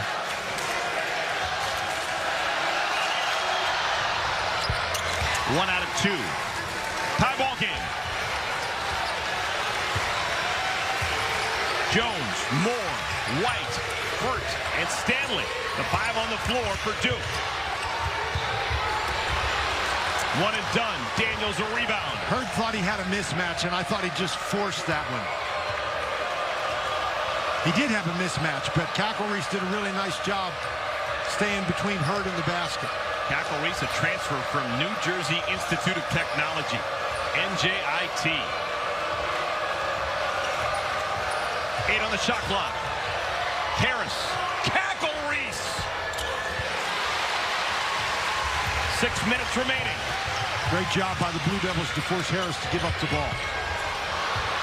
Gang rebound. Oh, he stepped out of bounds. Harris, he had a shoelace on the end line when he touched the ball. Now he has the ball. He's got possession of it, and he loses it, and there his foot's on the line when he touches the ball. And because he had possession of the ball, the shot clock is going to reset to 30. Dan Bonner, wonderful eyes. So 30 seconds to shoot for the home team. So Duke keeps possession, and normally on that play, the shot clock would reset to 20. That's the new rule. But since Stephen F. Austin gained possession, the clock resets to 30. Vernon Carey Jr. back on the floor for Duke. Kensmill's back in the game as well as Bain for Stephen F. Austin. Playing with 4 fouls. Carey, they immediately go to the big man, and he reaps benefits. That's a really smart play. The big guys for Stephen F. Austin all have foul trouble. You know they're going to back away.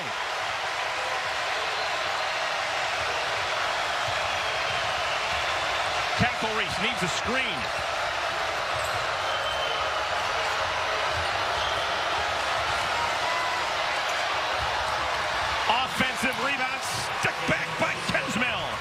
tied at 69. Johnson just forces his way to the basket and draws the defense.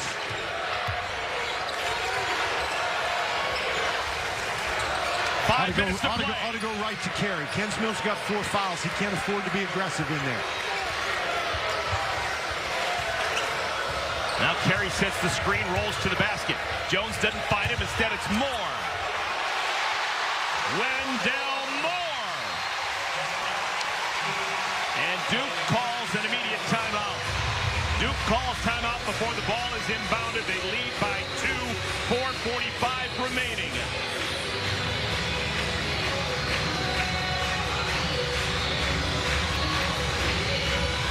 This has been a wonderful way to spend a Tuesday evening.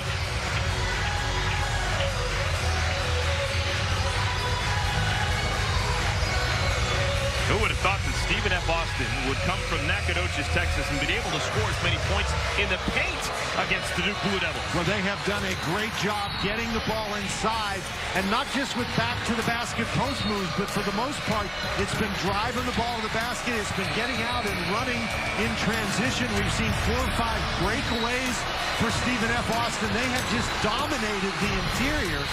Something that is very, very surprising because Duke has been very good defensively.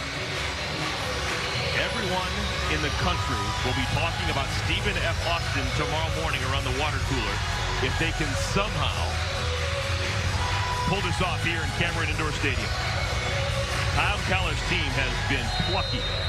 The Lumberjacks, a below 500 team a year ago, 14-16, coming out of the Southland Conference, going toe-to-toe with a giant. Harris, little push-off, nothing called, drops it through, tie ball game. I think that's the first jump shot he's made. It's his first field goal of the second half.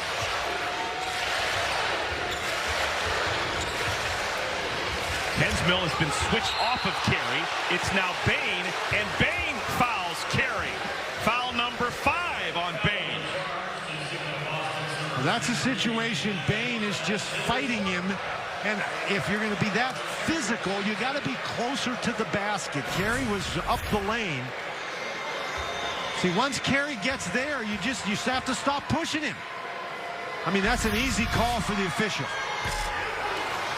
There are now 4 Lumberjacks with 4 fouls. Como, Kensmill, Daniels, and Bain, and Hart's just a whisker away.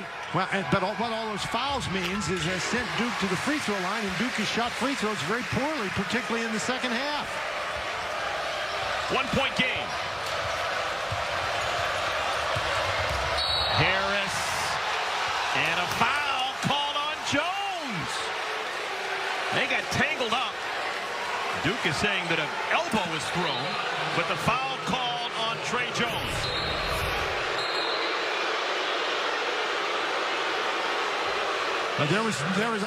There was a collision there, but it's not an elbow. It's a shoulder kind of contact. Oh, that's some theatrics there for Trey Jones. That was some clear theatrics. Well, that actually looked to me like that could have been a cylinder play. You know, you can't get up in the guy's space. Well, we've got a full timeout, and the officials are going to talk things over and look at some video. To me, he's got his hand on him right there. Jones got him. Now, Jones actually makes the contact.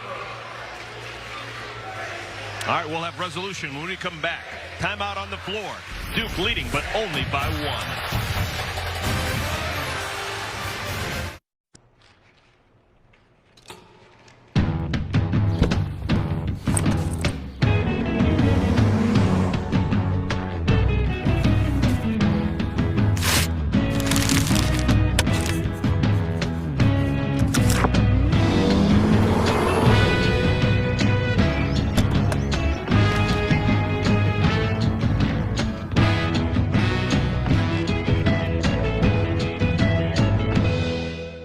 Wild Turkey and Complex present a new kind of talk show, Talk Turkey.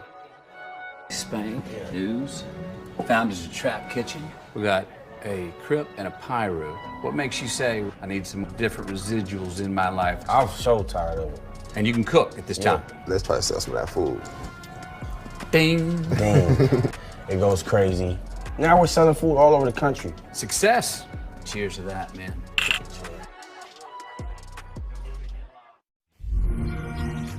What are we playing? The Outer Worlds. Oh, shrink 'em.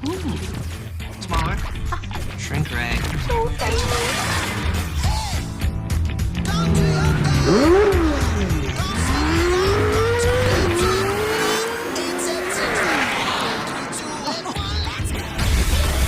Whatever you're into, discover your next favorite game with Xbox Game Pass. Join now and get your first 3 months for $1. At Domino's, a delivery gone wrong doesn't just hurt your pizza night. It hurts our pride. We're going to be expediting this order. It could be a missing dipping sauce. It could be a wrong topping. It arrives cold. With Domino's new delivery insurance, if your delivery isn't what you expected, make a claim, and we'll make it right. I noticed you had an issue with your last delivery. To make up for it, I brought you a medium pizza. Oh my gosh, thank you. You're welcome. Get 2 medium, 2 topping pizzas delivered for $5.99 each. And put our delivery insurance to the test. Verizon Up gave us tickets to the Super Bowl. We were able to meet Shawn Mendes. Verizon got me into the NFL Combine. They don't even sell tickets to this thing. Verizon knows you love live music and sports. We got to be this far away from the stage. That's why we give you access to more jaw-dropping experiences, including NFL games and events. I've never had a VIP experience before like that. Probably the best moment of my life. Switch now and you'll get access to thousands of tickets on us, plus one of our best phones when you buy another, because the network more people rely on gives you more. And Harris shoots it at over 80%. Now, the officials did go and look to see if there was a possible flagrant foul on Kevon Harris, but there was... Trey Jones actually was the one who initiated the contact, and he ran into Harris's shoulder, and so they ruled there was nothing there other than the foul on Trey Jones. 25-point night for Kevon Harris, and the Lumberjacks lead by 1. The Lumberjacks suddenly in his zone. It's the first time we've seen this from Stephen F. Austin today. They've got everybody in foul trouble, so it's not a bad idea. Stanley. And an offensive foul. That is a risky play by Kensmill. He's got 4 personal fouls, but he did a great job getting in position and standing his ground. And Stanley is the guy. You get here, he goes straight up in the air. That floating shot, you're asking for trouble because everybody's going to move in to try to take a charge. And he was in position before Stanley left his feet. 4th foul on Stanley. Moore knocks that out of bounds. Right now, Stephen F. Austin, 3 of their 5 players have 4 fouls. 3 of the 5 on the floor. Bain, Kensmill, Como, all with 4 fouls. Dangerous pass.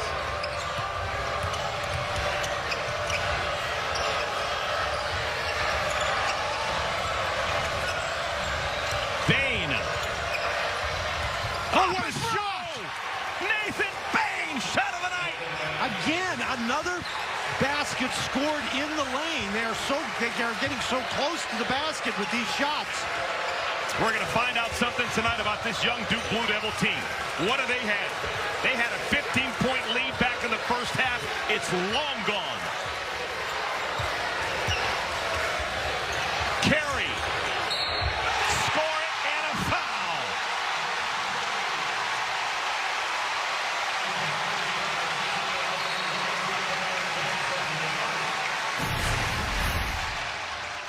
Bain does a great job getting in the lane. How often have we seen this off the dribble?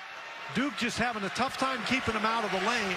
And then down on the other end, Carey wide open, uses his body very effectively, a very nice pass. And that's a place I think Duke can go because there's foul trouble and lack of size in there for Stephen F. Austin. Carey continues to be haunted at the free throw line. Well, the Blue Devils as a team have been haunted in this second half. Lead in the ball for the Lumberjacks. Blue Devils need a defensive stop here. Harris draws a crowd.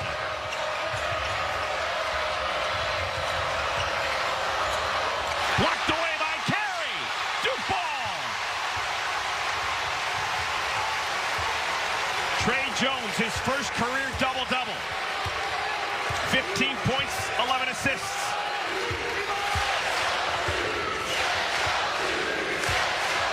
2:20 to play. Stanley, you betcha! Lead back up to 2 for the #1 team in the country. And the Lumberjacks need a timeout.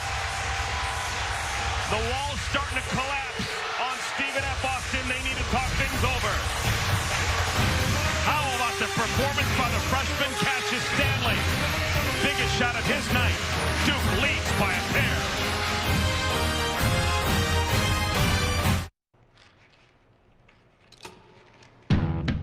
Trying to pull off an upset of epic proportions. They're now down by 2 with 2:10 left. Well, a great response by the Duke Blue Devils. We're wondering how are they going to respond. Well, Carey gets a blocked shot on one end, and then he makes such a target on the inside. The defense collapses on him, and that leaves Cassius Stanley wide open. That young man didn't hesitate at all. He just rises up and knocks down a big 3. Lumberjacks have the ball. Johnson inbounds to Harris. It's been his night. 25 points for the senior. Duke showing his own defense.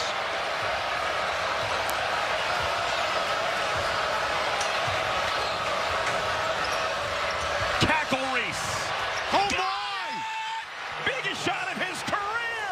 David Cackle Reese. Lumberjacks lead by a point. What a response that was. You got to go into Carey. Last touched by Harris. Duke ball. Stephen F. Austin back to the man-to-man.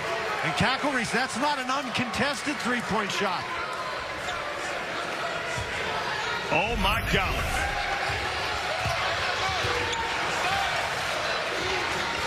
Duke having to climb the mountain once again. Down by a point. That's great pressure on the ball by Cackle Reese. Freshman Moore. Extra pass, Jones. And Jones runs it down. Shot clock resets to 20. Thighs starting to burn for those Lumberjack defenders. Boy, that's a great play by Trey Jones. He missed the shot, but he goes and recovers it. Don't hang your head, go make a play, and that's what Trey Jones did. 60 seconds remain. Carey, score the goal.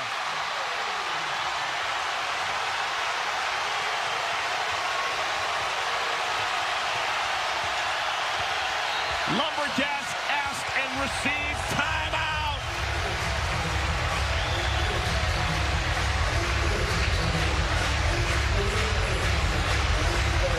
We're going to keep it here. Where else would you want to be? This is some pass by White. It is a perfect pass. There's no defensive help back there because all the Duke Blue Devils were around the three-point line. Carey all alone on the inside, but this play does not work unless the pass is perfect just over the fingertips of Kinsmill. Side, we saw Cassius Stanley hit a big 3. Matthew Hurt is in the game. He's been a very capable three-point shooter. So I think your first look is inside to Carey, and then depending upon how the defense reacts, you find the open player. Blue Devils, I think, confident anybody out there to shoot the ball. We talked before the game about how many scorers they have. Well, that theory is going to be put to the test right now. 4 freshmen and a sophomore on the floor for Duke. The sophomore Jones has the ball. Game clock goes below 30. And a foul is called. On who? On Johnson. It's called on Johnson. Well, because of the double bonus, we'll have free throws. And it's going to be Trey Jones shooting a pair.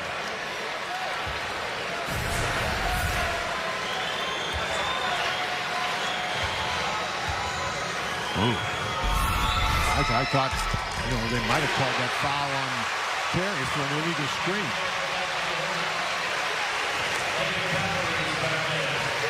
White comes back in for Duke. Change for Stephen F. Austin. Cackle Reese comes back in for Johnson. Now Johnson is the guy who drives the ball to the basket. Cackle Reese is the guy we saw rise up and make a 3 just moments ago. All right, no timeout for Stephen F. Austin. No timeout. They're down by 2.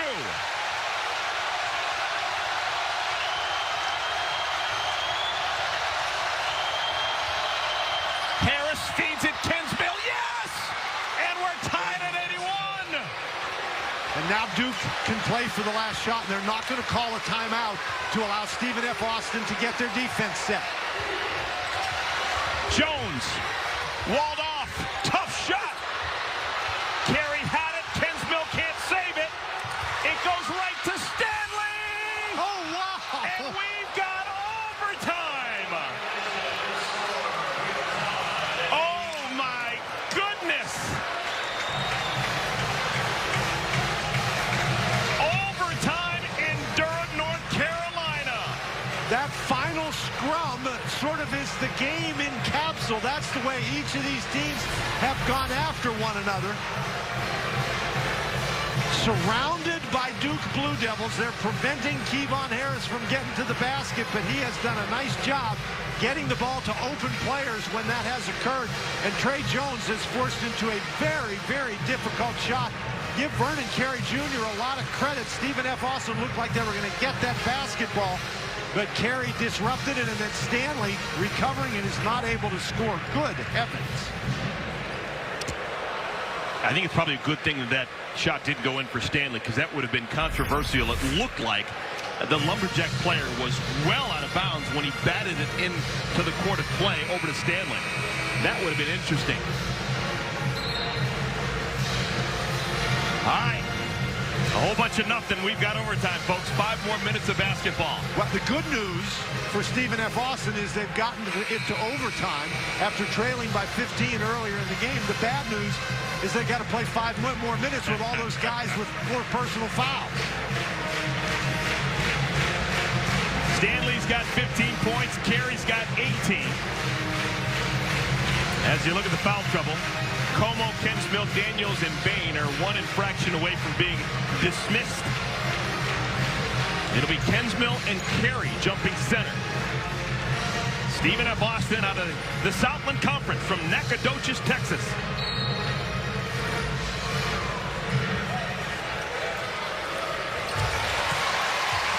Number 1 team in the country starts with the ball.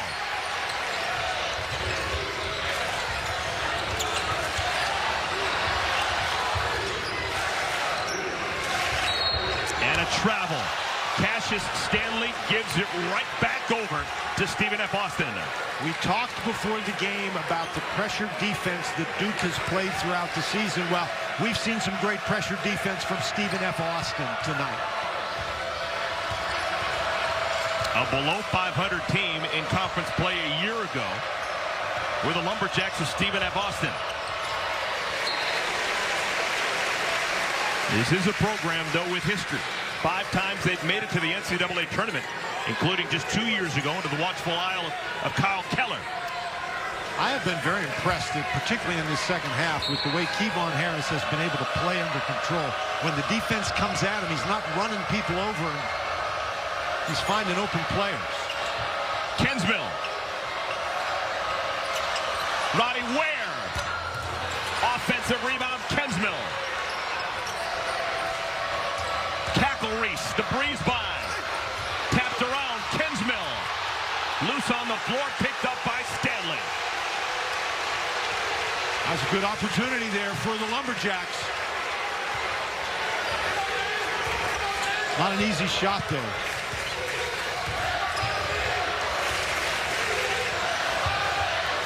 More directing traffic.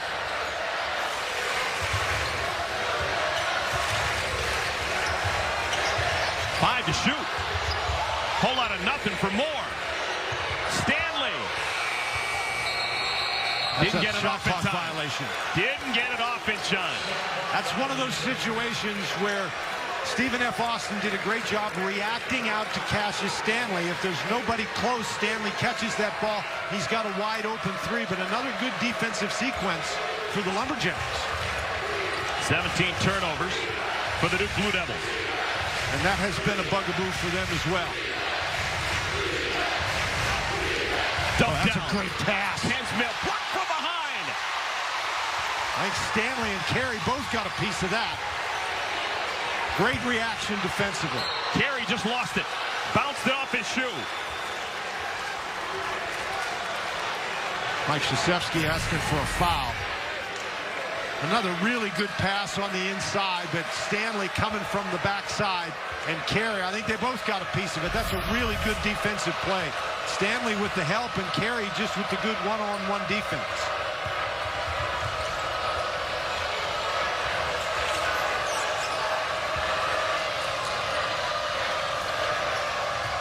Kensmill wants it on the block. The ball is kicked. Shot clock will reset to 20.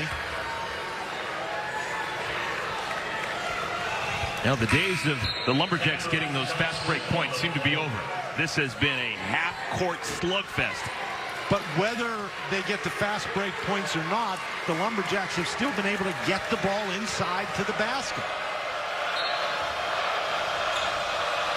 They've only made, what, 2 3-point baskets, Stephen F. Austin? They've got 60 points in the paint. Make it 62! Basket by Johnson. And it's been Johnson and Harris, the guys driving the ball to the goal. Jones. Stanley. Sets up White. Stanley keeps it with Duke. Halfway through our overtime. Again, a great battle inside by Vernon Carey Jr. Moore, surrounded. Shot clock's at 1. Carey up and through. Tenacious. 20-point ball game for the freshman Carey. Great job by Jack White, though, to not panic, but to take his time and get the ball all the way to the basket. 2 minutes remaining. Harris, offensive foul. Trey Jones stood his ground. We have seen multiple occasions tonight where Harris has been able to get around Trey Jones. Not this time, though. And when you throw that arm out there, particularly when you're right in front of the referee, you're going to get that call every time. Jones, Moore, Carey, Hurt, Stanley. 5 on the floor for Duke. Jones hits the deck, is screaming for a timeout. He doesn't get it. Alternate possession arrow goes to Stephen F. Austin. Boy, another turnover for Duke. Now, they had 11 in the first half. That's only number 7 here in the second half, so they've done a better job taking care of the basketball, but that was a very bad time to get a turnover, and Trey Jones just fell down. You know, he slips and falls down. Duke has had 4 turnovers here in overtime. They have just 1 made field goal.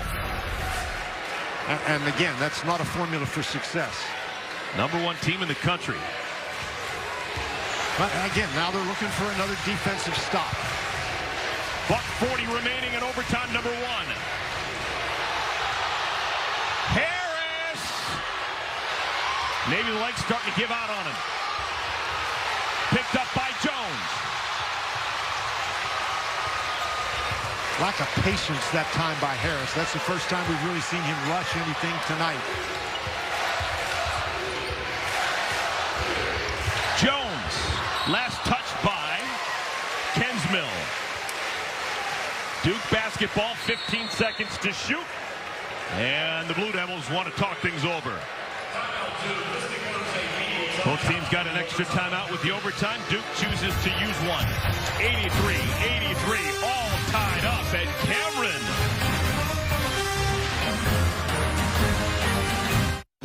Do you recall, not long ago, we would walk on the side? All tied at 83. 73 seconds remaining in our overtime. Dan Bonner, take me inside that huddle. What's Mike Krzyzewski talking about? Well, the first thing I'll tell you is the officials went over and reviewed to see actually to make sure who touched that ball last. And the call stays the way it is. It'll be Duke basketball. And I think what Mike Krzyzewski is trying to tell his guys is whether they pass it inside to Carey or whether they drive the ball, they need to attack on the interior. This is what the officials were looking at. Ball was touched by Roddy Ware as it went out of bounds, and Hurt did a nice job pulling his hands back. But Duke has had some success getting the ball inside. All right, Duke will have the youngsters on the floor together. Vernon Carey Jr. will be the inside presence. Hurt, Stanley, and more, surrounded by one sophomore, Trey Jones, who will trigger the inbound. And keep in mind, Stephen F. Austin has just about everybody on the team, including the assistant coaches and the managers, who have 4 personal fouls. So if you're Duke, you don't need to be shooting fadeaways. You need to be attacking. 15 seconds to shoot for the #1 team in the country. Starts with Stanley up high.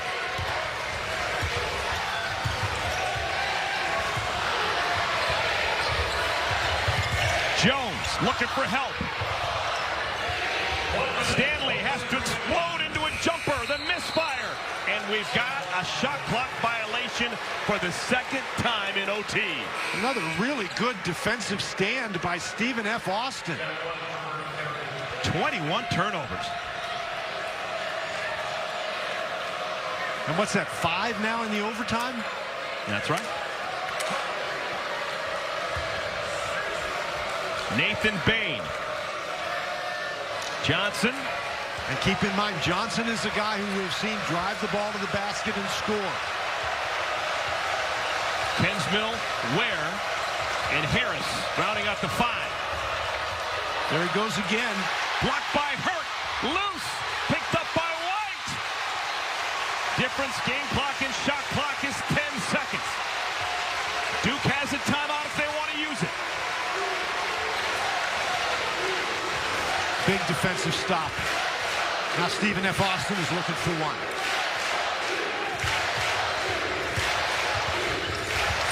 Jones, a tough chance. Rebounded by Moore. Shot clock's off. Duke can hold for the final shot. Boy, the Lumberjacks had it. They just couldn't secure it. Loose. Kensmill's got it. They've got a timeout. They don't use it. Bain! Yes! The Lumberjacks have done it! The Lumberjacks apparently have done it. They'll look a little longer, but this is going to be the biggest win in program history. Now the officials are going to look at this, but we both saw the same thing. What a great play to not, mostly you see most guys pull up and try to shoot a jump shot. But this is Bain. He's looking up at the clock. Is the ball out of his hand when that clock goes to 0? Oh my goodness, yes! It is. Nathan Bain, this is your life. Wow! Well, folks, did you expect this on a Tuesday night in Durham? How about that? No, I did not expect that. Wow! The Stephen F. Austin Lumberjacks roll into Durham, North Carolina, and they slay Goliath. The #1 team in the country has a loss for the first time on the season. The ball bouncing around. Stephen F. Austin comes up with it, and again, a scrappy defensive play. Hurt can't handle the ball. Kensmill gets down and grabs it. And then here's Bain. He comes, there could have been a foul there, but Bain, he's taking his time. He knows how much time he's got. Shoots the layup, doesn't pull up and shoot the jumper. That's great discipline. Wow, what a finish. Stephen F. Austin actually had a timeout. They didn't use it. They let Bain run the floor, and the senior with an intrinsic sense of time is able to make the shot just absolutely incredible. Can't imagine a bigger win for the Stephen F. Austin Lumberjacks.